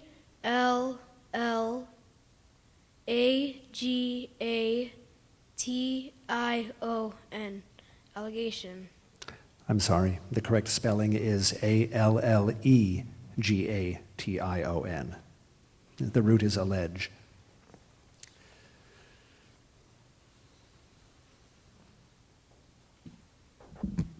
Madison. Nautical. Can you please repeat that? Nautical. What's the definition?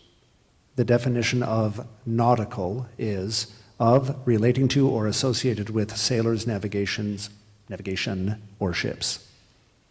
Can you use it in a sentence? Surrey used a glossary of nautical terms, among other things, as a reference when writing her novel Set on the High Seas. Nautical. NAUDICAL. Nautical. Could you repeat that, please? NAUDICAL. Nautical. I'm sorry. The correct spelling is NAUTICAL.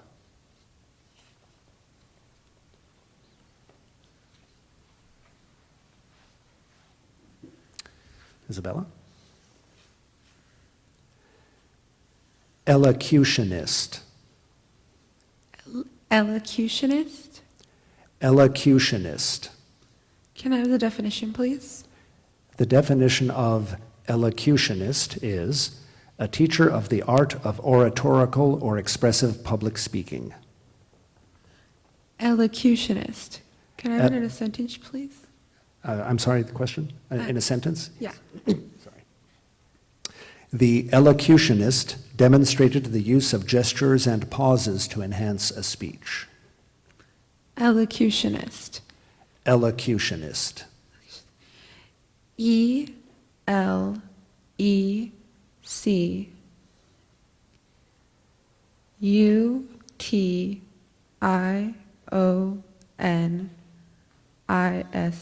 Elocutionist.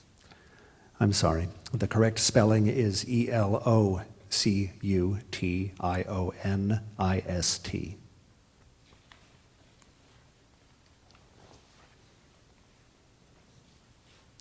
Ishita?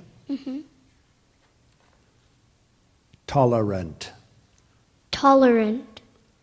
Can you please give me the definition? The definition of tolerant is showing understanding or leniency for conduct or ideas differing from or conflicting with one's own. Tolerant. Tolerant.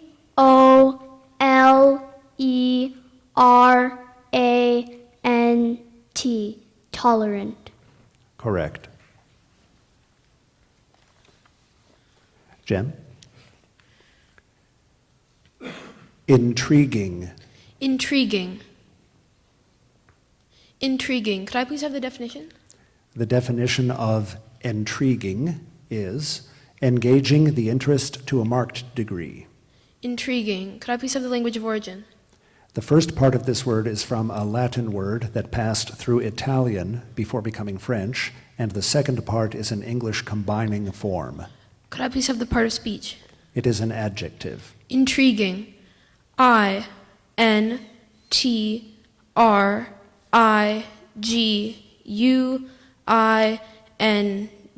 Intriguing. Correct.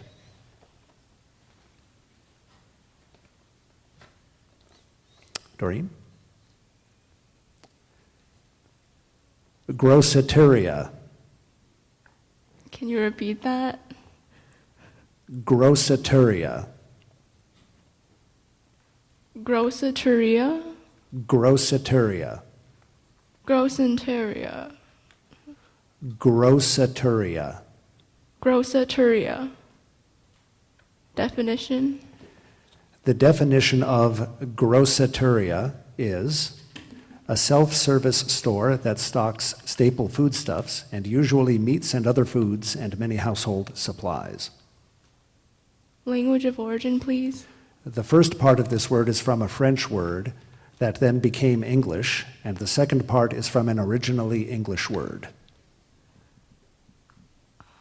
Alternate pronunciations? There are no alternate pronunciations. Grossiteria. Grossiteria. Am I saying it correctly? Grossiteria. Can you use it in a sentence?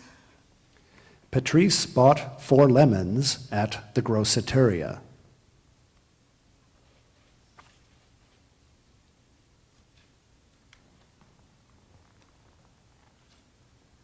Can you say it one more time? Grossiteria.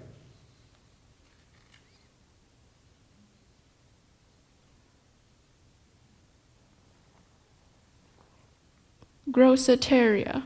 GRO.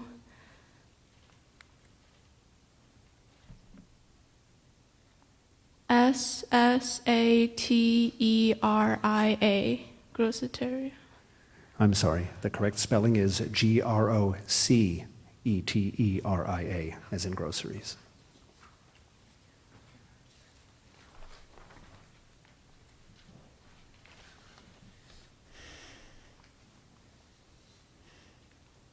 Rowan? Peninsula.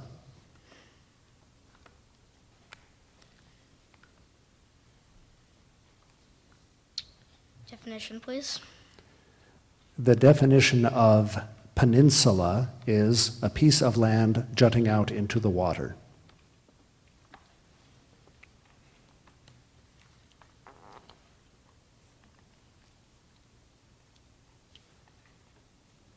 PIN. Insula, peninsula. I'm sorry, the correct spelling is Peninsula.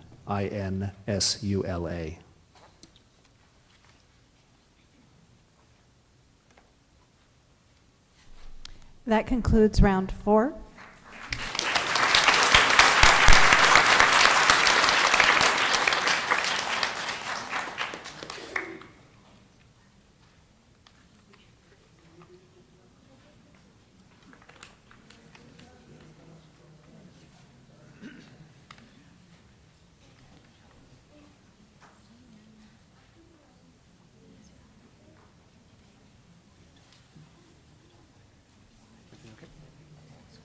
Oh, okay.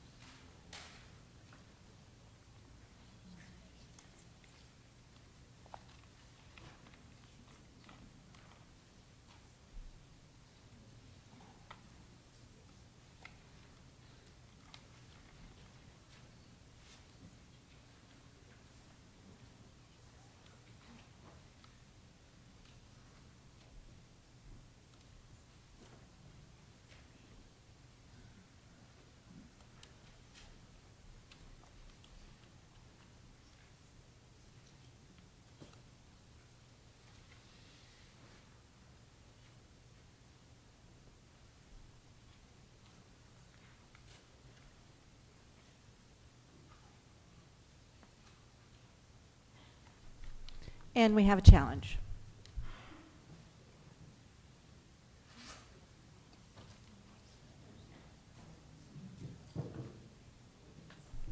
We're going to dismiss first. My apologies. From Anna Kappa Middle School, Adeline De La Mar.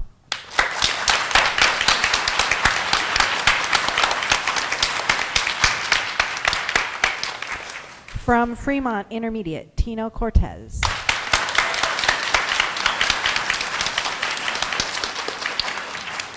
From Santa Clara Elementary, Kyler Vey.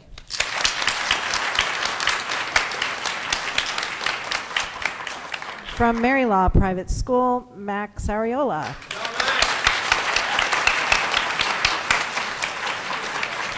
From Loma Vista Elementary, Madison Thompson. From Fillmore Middle School, Isabella Palazuelos. From Chaparral Middle School, Doreen Wang.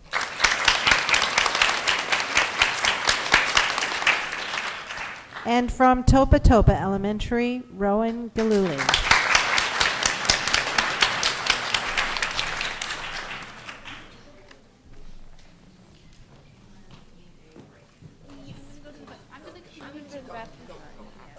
Standing up, standing up, standing up. Oh. I know, me too. Oh, not being stuck in a chair.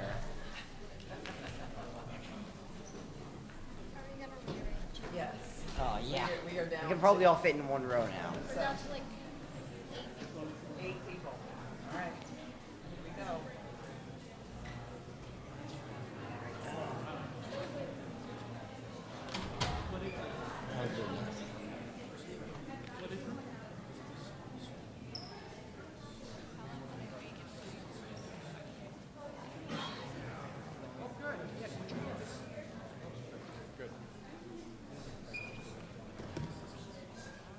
Yeah, sit right there. Hi there, this is John Moore, editor of the Ventura County Star. We're on another break. This is sort of a double break point. Two things are happening right now. We're at a normal break where the kids are getting a chance to get off the stage and rest and use the restroom and all that. We also have a challenge at the end of that round, and we'll talk about that in just a minute. But we do have a guest with us, and we want to thank you for coming. You were competed in 12. I knew I was going to get close in that, so I think it was 2012. And Rena, you were second. Is that great? Second place. So talk a little bit, if you will, for us, having been somebody who was up there and seen what's going on, what the kids are sort of feeling at this stage in the B. Well, I remember when I was up there feeling a kind of relief that I made it to this round. So everyone up there, I think, you can see that they're feeling a bit calmer because they know they've advanced this far. They have that confidence, but there's still that nervousness of the idea of, I got this far, but there's this fear that they won't get any farther than that. And there's this fear that they would have come all this way for nothing. But it's not nothing. It's a fantastic experience, and I will definitely always remember it. Thank you, Rita. And you all, I mean, someone who competes in the B, you have a list that's provided to you of 300 words, and we're still on that original list.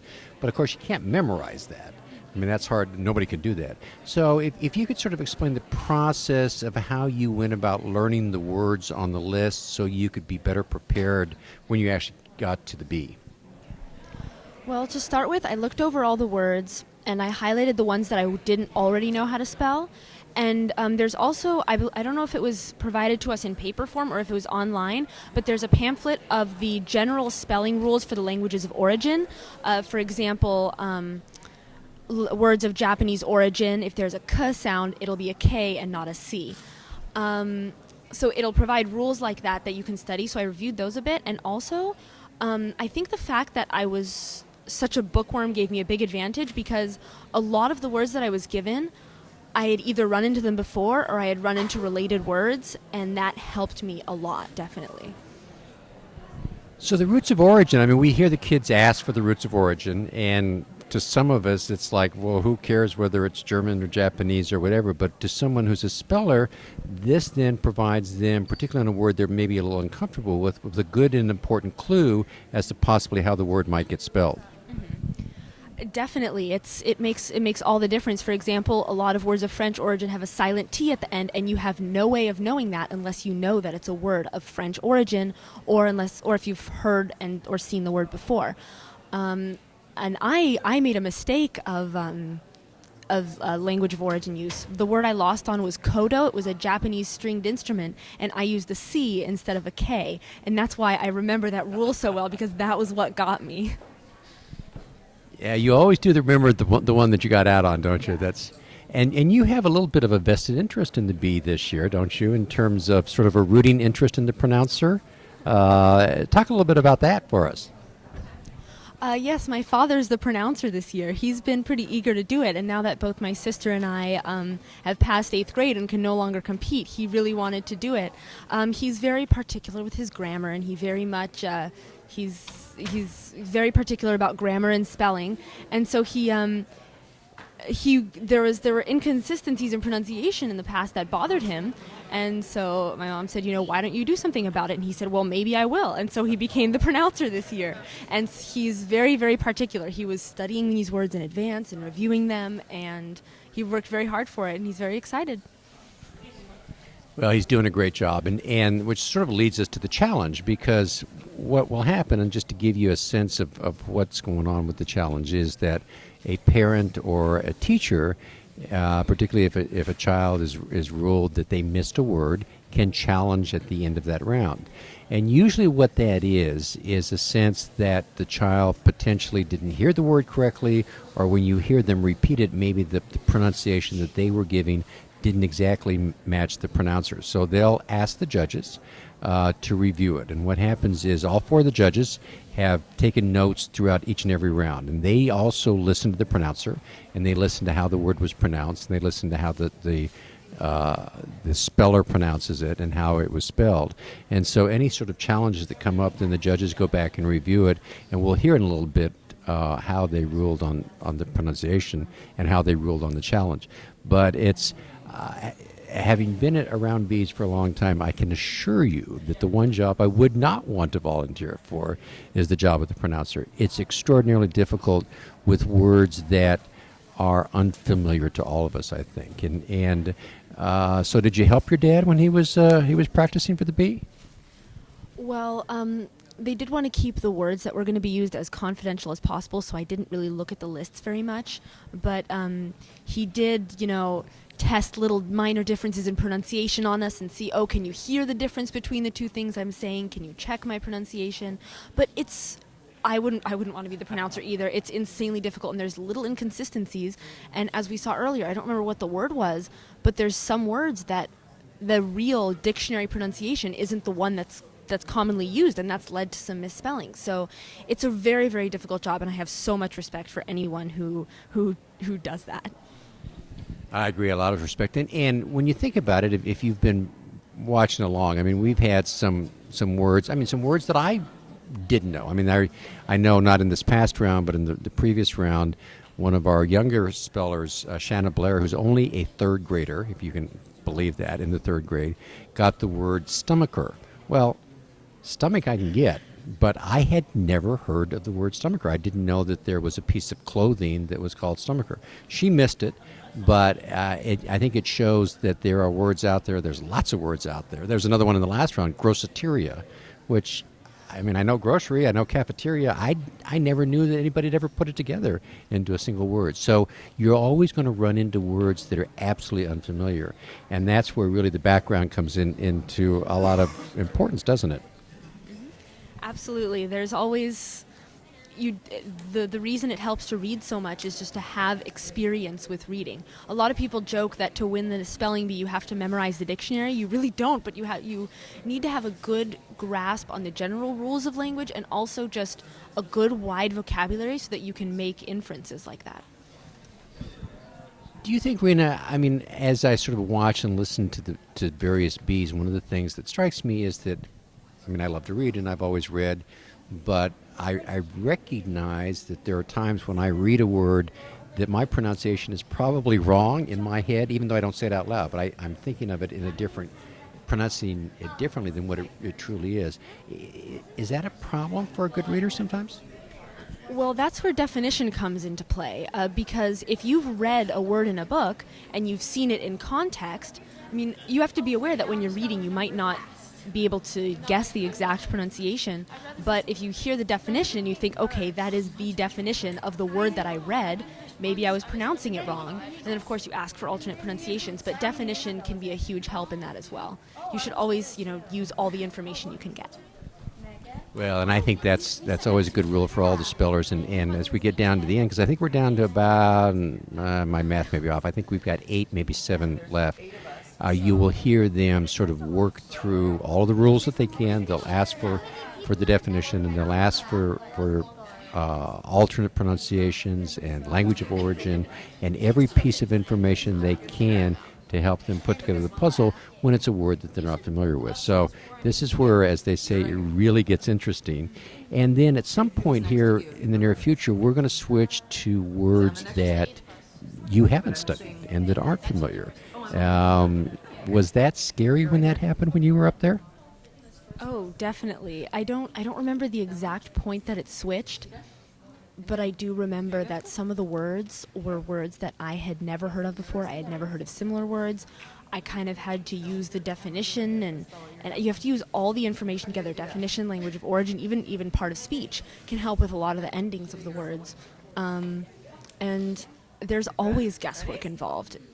Sometimes the most agonizing thing is when it comes down to 2 options and you choose the wrong one. So I don't remember the exact point when it switched over, but you can just the entire feel of the bee changes when they can tell they've strayed into unfamiliar territory.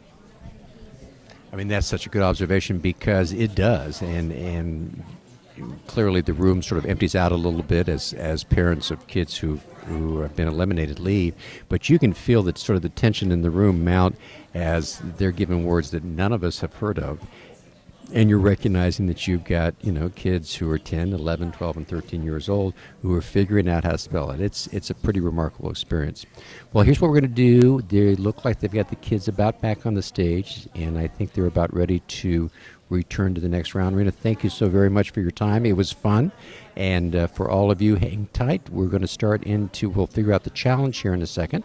And then once we finish with the challenge, we'll start into the 5th round.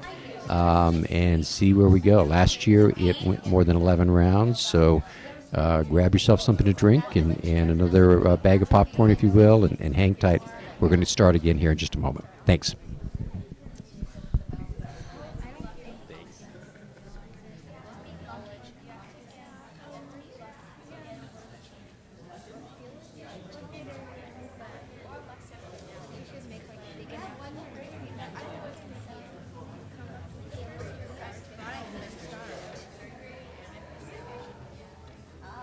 Good on you. That look good.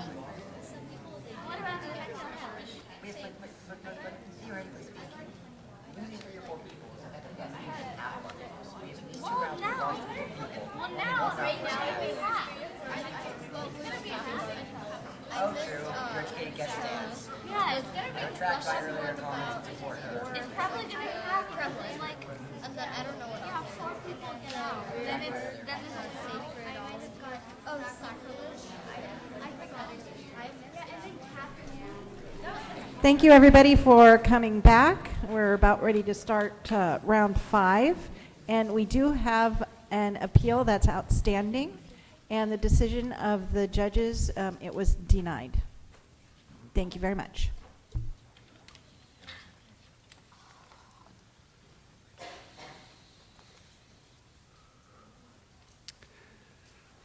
Megan?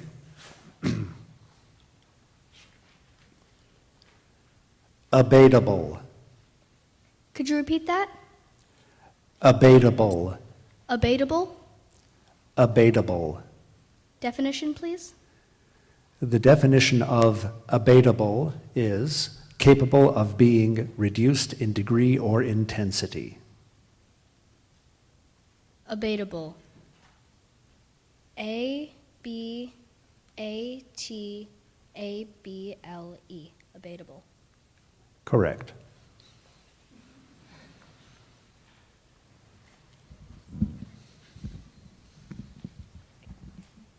Haley?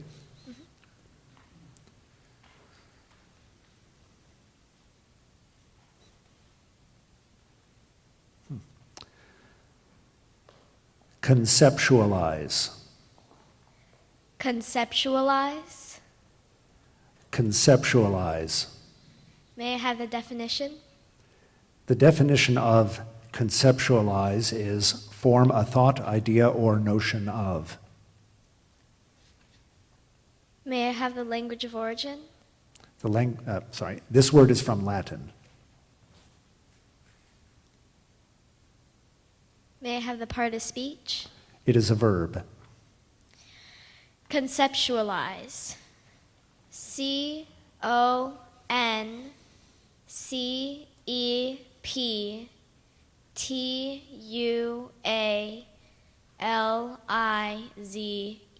Conceptualize. Correct.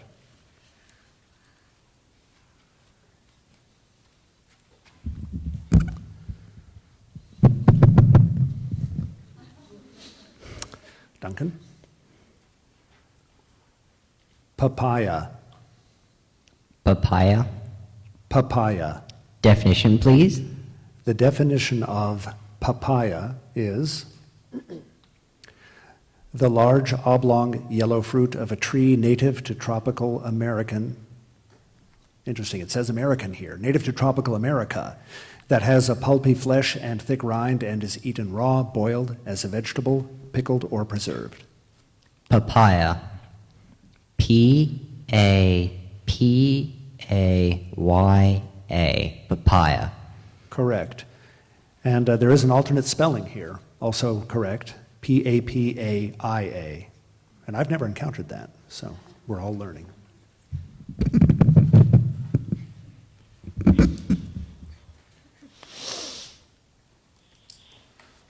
Mega?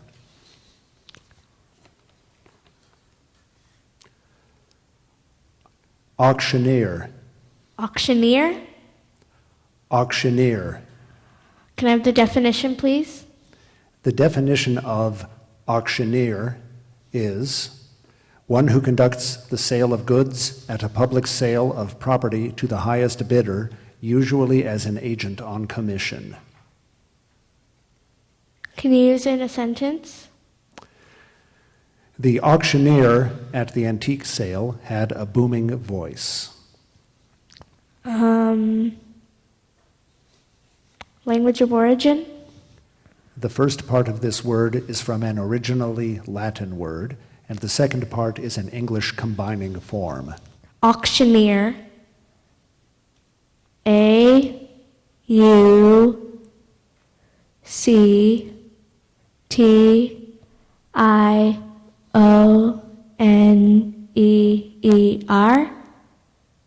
Correct.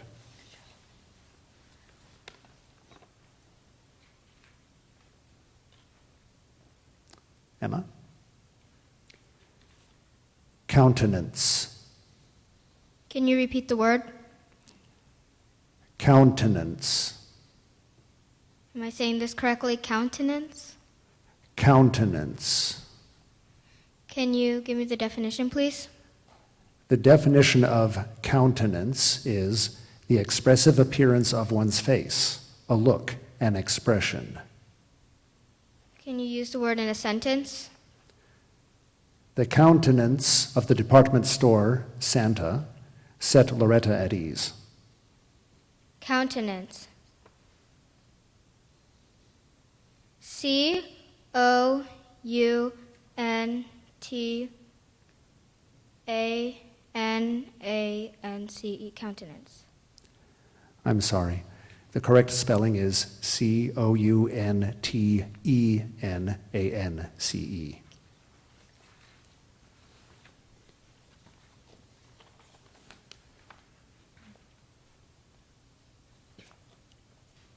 Isabella? Infarction. Can you repeat the word, please? Infarction. Can I please have a definition? The definition of infarction is the producing of an area of tissue death, as of the heart, resulting from obstruction of blood circulation in the area. Are there any alternate pronunciations? Yes. Infarction. First pronunciation, infarction. Second pronunciation, infarction. Origin, please? This word is from Latin. Repeat the word, please. Infarction. Infarction, am I pronouncing that correctly? Infarction or infarction. Infarction. E-N-V-A-R-C-T-I-O-N.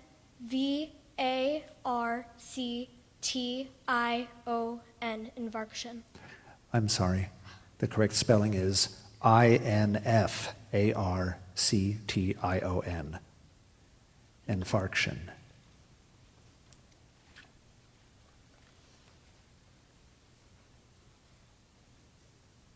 Ishita? Liberalism. Can you please repeat the word? Liberalism. Liberalism. Can you please give me a definition? The definition of liberalism is a political philosophy based on the belief in freedom for the individual and on the belief of governmental guarantees of human rights and civil liberties. Are there any alternate pronunciations? Yes. The primary pronunciation I will give again first, liberalism. Secondary pronunciation, liberalism. Liberalism. Am I pronouncing that correctly? Liberalism. Liberalism. L-I-B-A.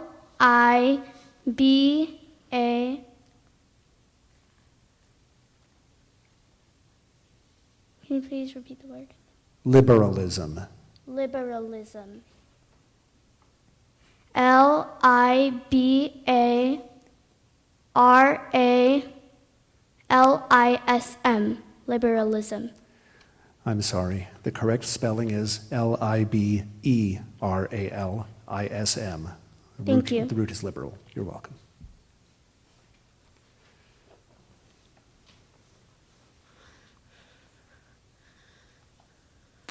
Jem?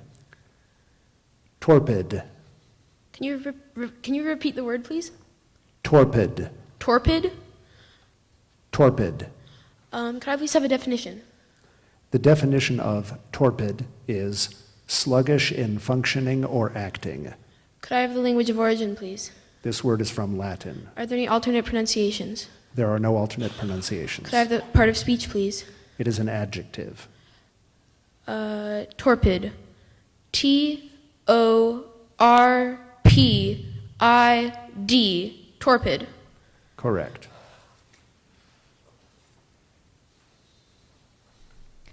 That concludes round 5.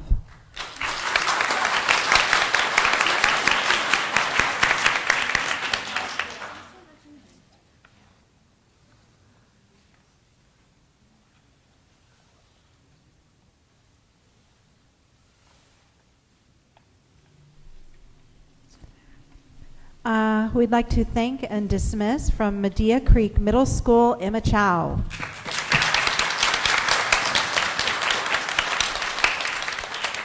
From Colina Middle School, Isabella Lake. And from Mound Elementary, Aishita Powell.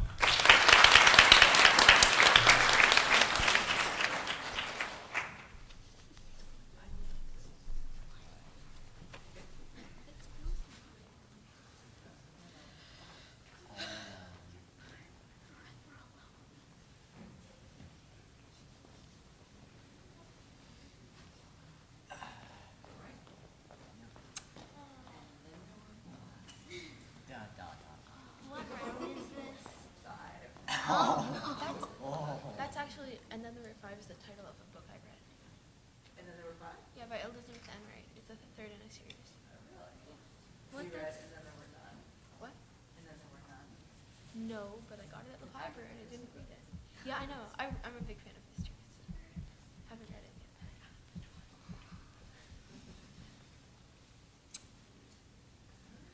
They get harder? Papaya. I am scared. I am scared. Torpid. Torpid. I got lucky. Coming. Yeah. I guess We have an appeal.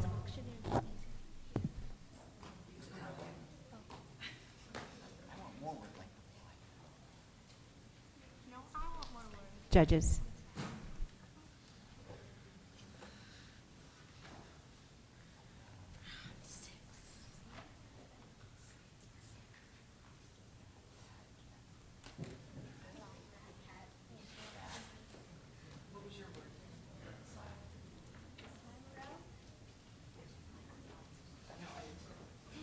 Abatable? Yeah, that's how I would spell it, but abatable. Oh wait, what was yours? Papaya. You had auctioneer and I had torpid, but what was Auctioneer, torpid, conceptualizer? Oh, that's pretty hard. No, not really. Yeah, It just sounds hard. Conceptual. It just sounds hard. It's not hard. It's just the roots. Yeah. It's easy when you realize the roots. Infarction was hard though. I knew that one. What? Infarction? That was the one that is but I knew that one. Oh, that's sad. She got unlucky. Yeah. I mean, it's a weird word, but I know infarct because I play Scrabble a lot and that's a common word. So, infarction.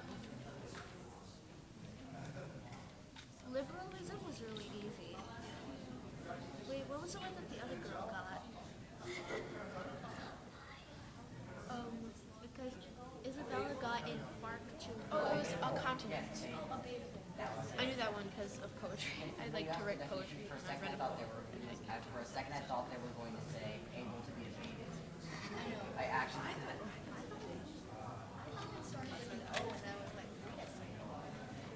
I thought yours might have an E hidden in there, like A-B-A-T-E-A-B-L-E, but I figured it wouldn't be an E. Because as we know, Like debatable. Although then again, this is day of English language. Anything can happen. Yeah, like, I don't know. You can have any word you want in English. Basically. I mean, they're still spelled whatever way you want them to be. Smorgasbord. Yeah, I mean, that's not B-O-A-R-D. It's just I got really unlucky at Loveridge. Lovage. Lovage. I figured I could spell that, but I don't really know it. Yeah, I thought it was gonna like die. Oh my god. Last year I got gators. Really? Wait, what did you get it? Last year, Muzak. I knew Muzak. Yeah, it's a trademark. And when I asked for the part of speech, they said it's a trademark. I was like, Is it M-U-Z-A-K? Yeah, I spelled it M-U-S-A-K, like music, but, well, I went on round 5. This is the farthest I've ever gone.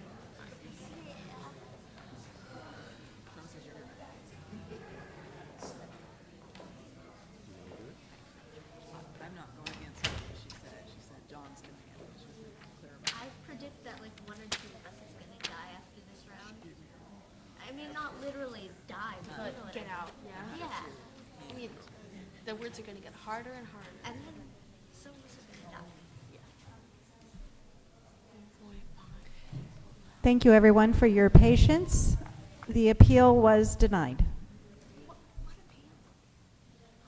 The girl got infarction.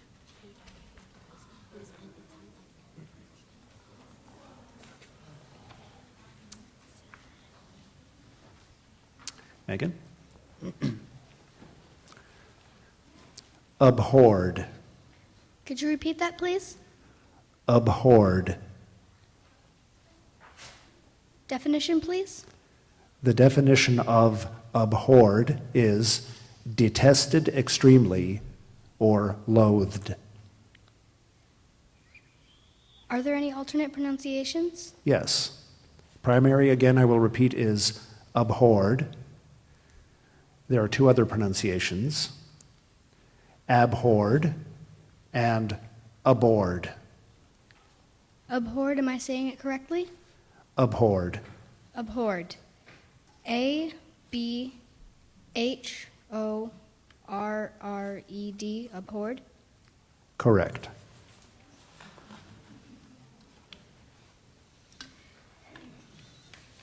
Haley? Hello. Indoctrinate. Can you repeat that? Indoctrinate. Indoctrinate. Indoctrinate. Are there any alternate pronunciations? There are no alternate pronunciations. Indoctrinate. Am I saying that correctly? Indoctrinate. Indoctrinate. Okay. May I have the definition? The definition of indoctrinate is give instructions, especially in fundamentals or rudiments. Teach. Indoctrinate. May I have the language of origin? This word is from Latin. Indoctrinate. I-N-D-O-C-T-R-I-N-A-T-E.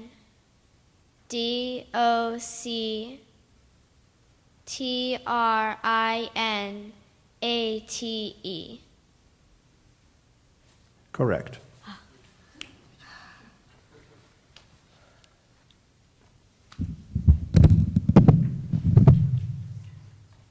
Duncan? Convoluted. Convoluted. Convoluted. Definition, please. The definition of convoluted is complicated and involved. Convoluted. C-O-N-V-O-L-U-T-E-D.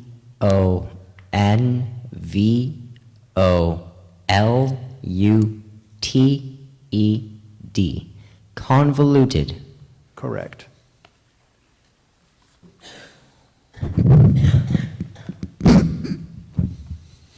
Mega. This word has a homonym. Penitence. Penitence. It is a noun. The definition is sorrow for sins or faults. Penitence. Penitence? Am I saying it right? There is an alternate pronunciation. Penitence.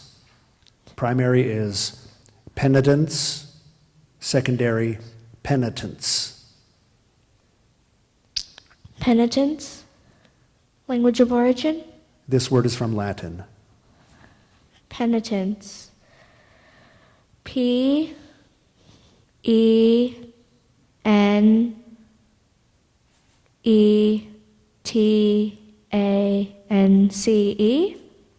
I'm sorry.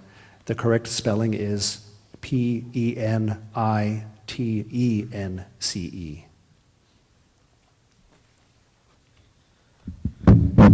Whoa. Ah.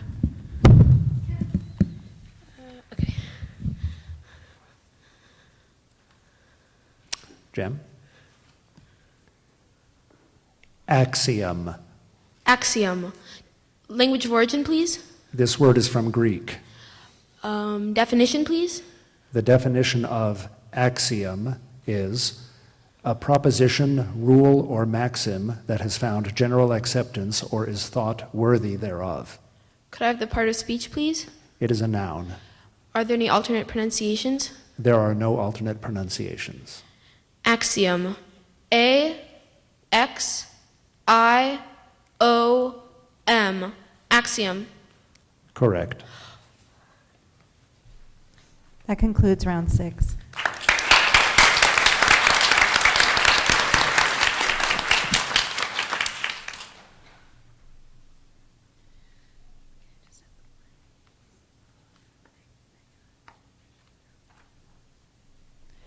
We'd like to thank and dismiss Megha Chandrasekhar.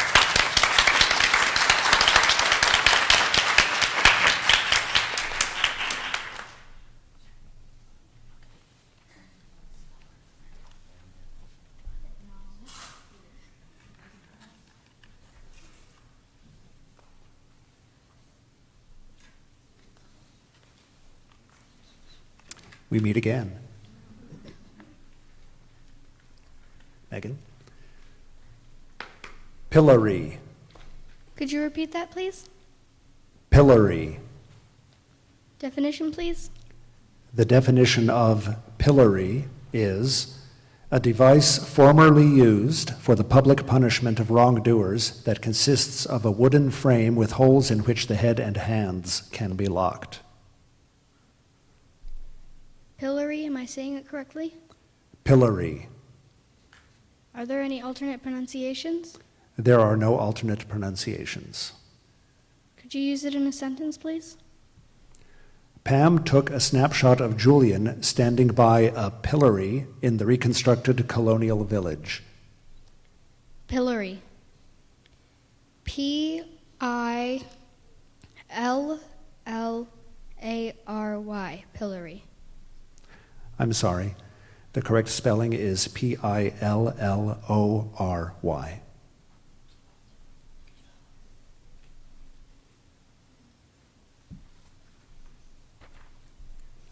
Haley? Mm-hmm. Beneficence. Beneficence? Beneficence. May I have the definition?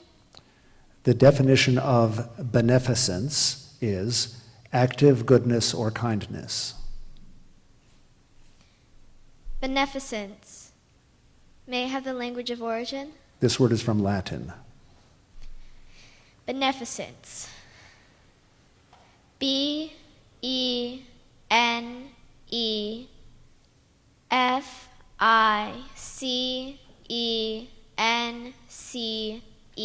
Beneficence. That is correct.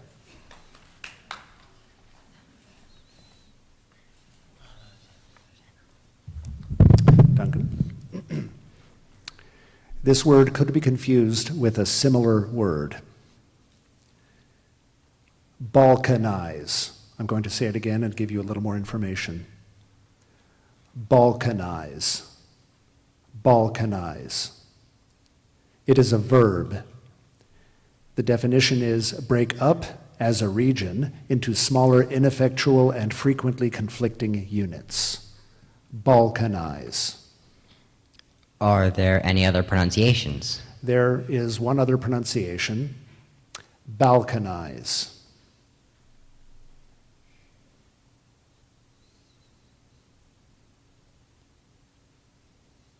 Language of origin. This word is from a European geographical name plus an English combining form. Part of speech. It is a verb. Balkanize. B-A-L-K-A-N-I-Z-E.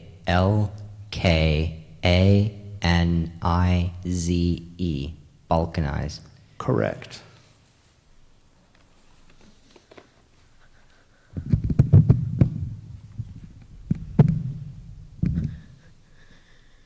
Jen? Hotelier. Can you repeat the word? Hotelier. Hotelier. Could I have the definition, please? The definition of hotelier is a proprietor or manager of a building of many rooms, chiefly for overnight accommodation. Could I have the language of origin, please? This word is from French. Could I have the part of speech, please? It is a noun. Are there any alternate pronunciations? Yes, there are. Primary pronunciation again, hotelier. Secondary, there are two other pronunciations. Hotelier. Hotelier. Okay. Hotelier. H-O-T-E-L-I-E-R.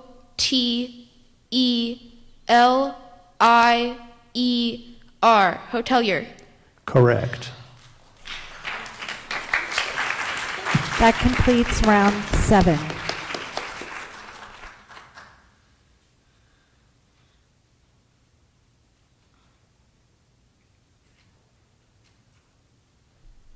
We would like to thank and dismiss from the Phoenix Ranch School, Megan Rivera.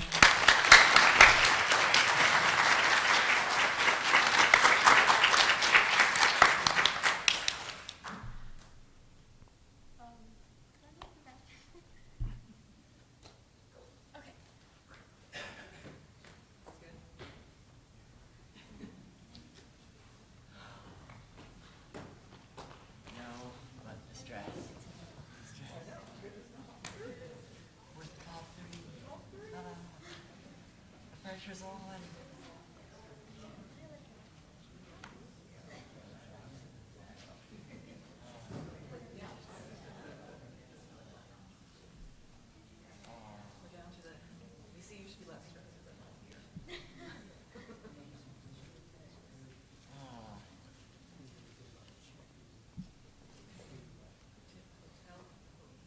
I thought he spelled it wrong when he said ER. I was wondering it was IR.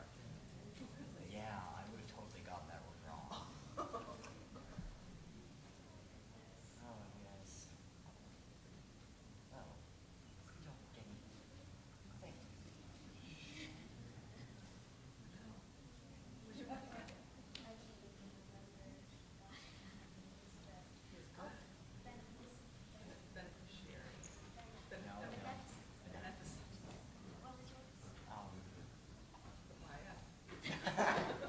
I wish. Before we proceed, I just want to point out that we have 3 spellers left on stage, and we have 3 places, 3 winners. First, second, and third place on stage.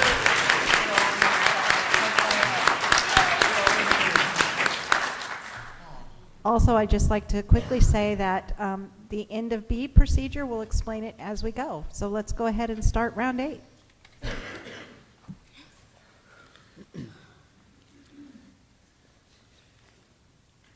Haley? Oh.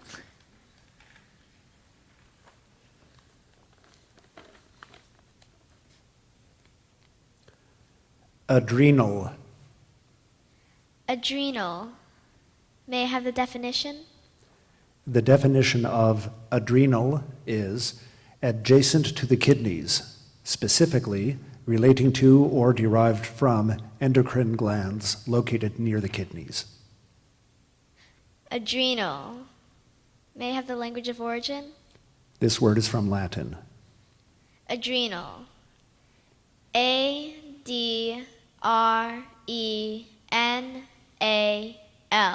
Adrenal. Correct.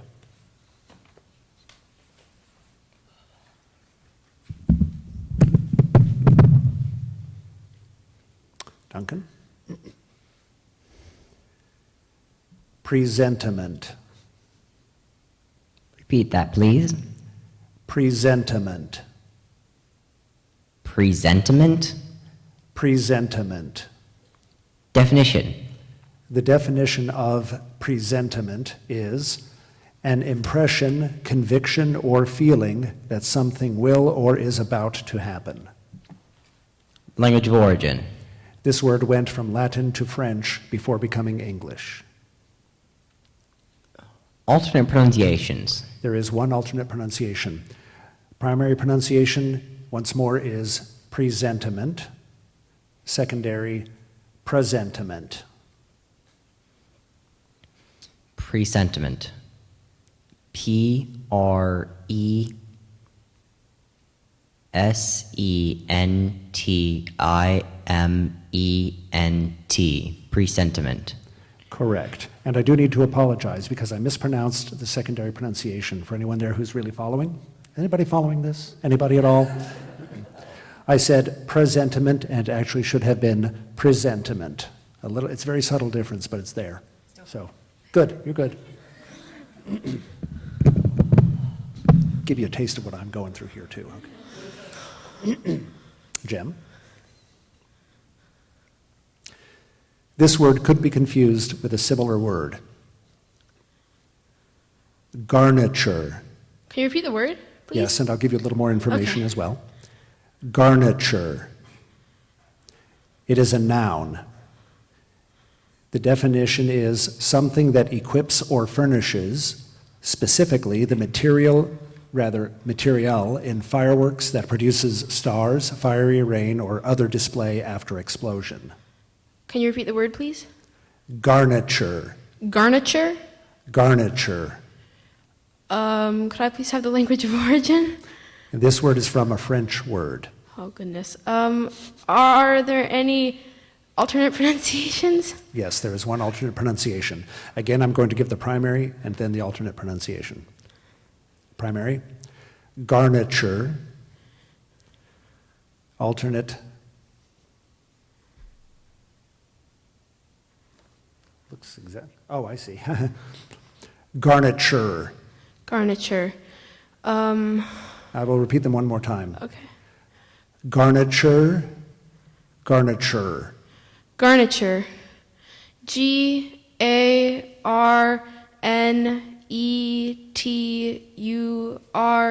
Garniture? I'm sorry, very close. The correct spelling is G-A-R-N-I-T-U-R-E. Oh, of course.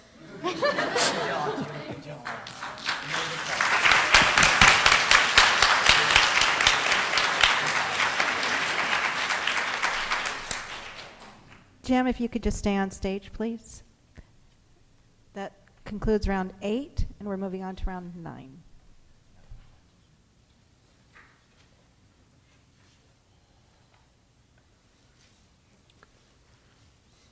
Haley? Manifesto. Manifesto. Manifesto. May I have the definition? The definition of manifesto is a public declaration of intentions, motives, or views. Manifesto. May I have the language of origin? This word came from Italian, which formed it from a Latin word. Manifesto. Manifesto.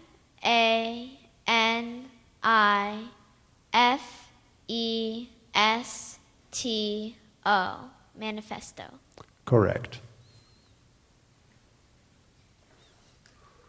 Duncan?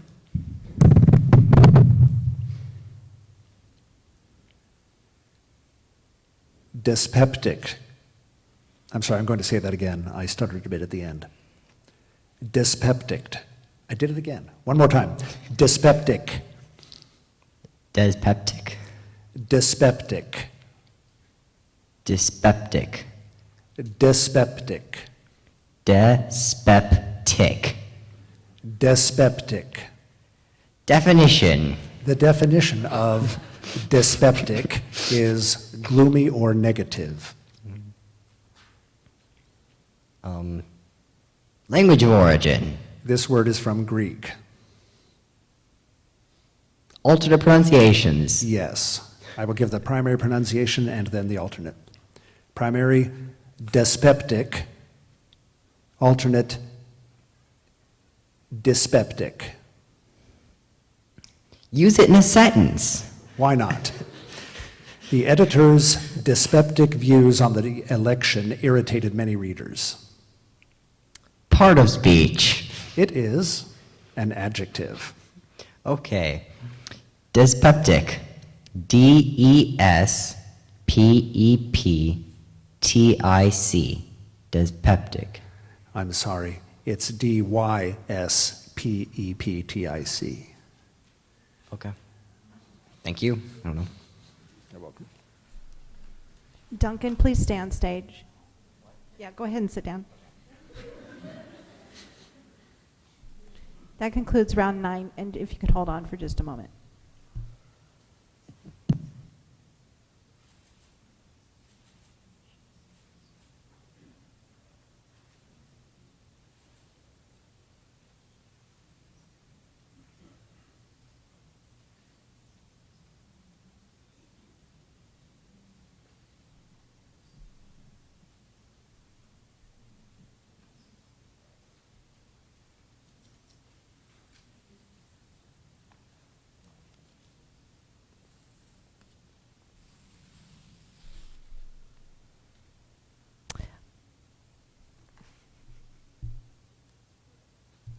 Sorry.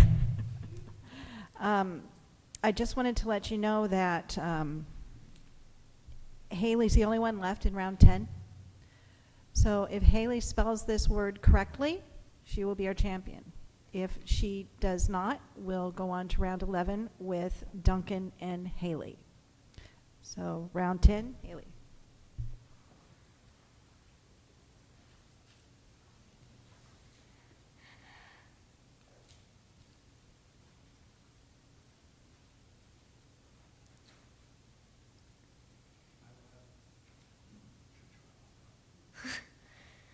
The next two words actually would give me a little bit of trouble pronouncing, so I'm going to move on to the next word.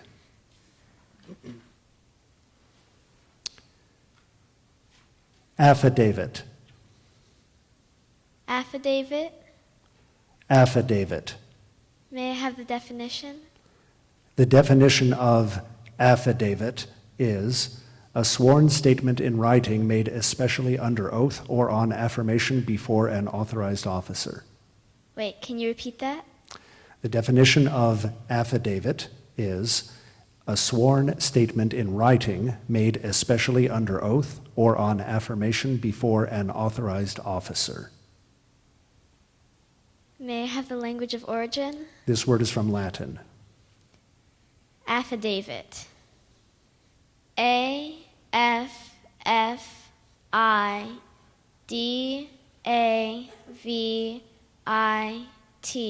Affidavit.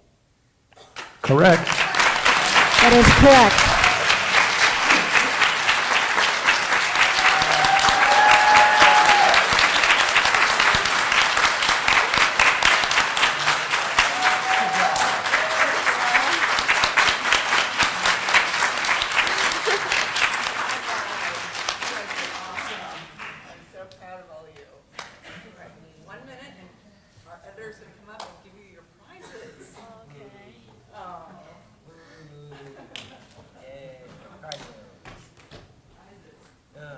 Did it. Can't Congratulations. believe it. I can, absolutely. Thank you. Congratulations, Haley. Congratulations, Duncan. Congratulations, Jim. What a great spelling bee.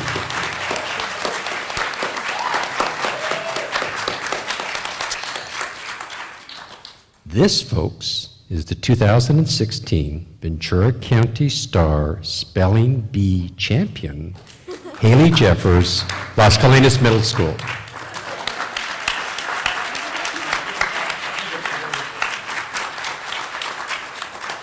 Haley, here's your trophy. That's just the start. Don't go away. There's a little bit more that goes with this. We also should note, for those of you who aren't aware, that this does run in the family just a little bit. Seated in the front row is her older brother, who was the Ventura County Spelling Bee champion a mere 4 years ago, as I recall. So, congratulations to the family.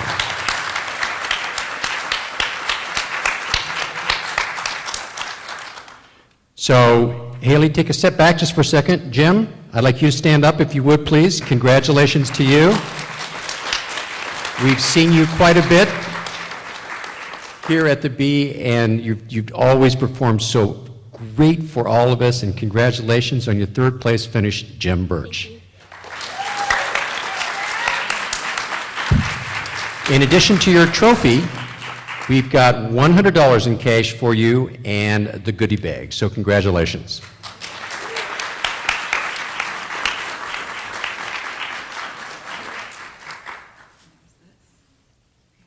Great. Second place, Duncan Drust. Duncan? Drust. My apologies, Duncan Drust. Duncan is from Los Rancheros School of Sciences and Arts, and he wins, in addition to his trophy for second place, he wins $200 cash, a Merriam-Webster's Collegiate Dictionary in addition to his goodie bag. Congratulations again.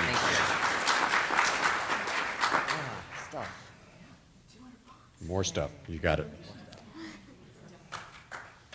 All right. So that's almost as big as you are for a trophy. Not quite. But something that is just about as big as you are, you'll be getting here in just a second. Because in addition, you will get the Merriam-Webster Third New International Dictionary, which is, yeah, she'd bring it up, but she can't do that. So you're going to have to hire somebody to take it out with you. She's got a brother. In addition, this year as the winner, you will get the Samuel Lewis Sugarman Award, which is a 2016 United States Mint proof set. From Encyclopedia Britannica, you will get a 1-year subscription to Britannica Online.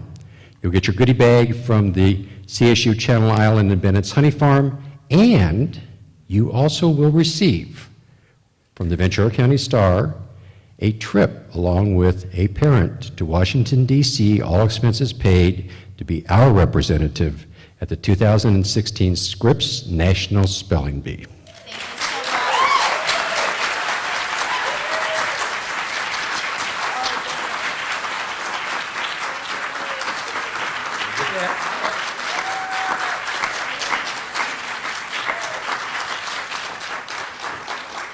And to all of you, that concludes our spelling bee this year. It was a great bee, and thanks to everyone for your attendance, and thanks to all of the students. Thank you very much.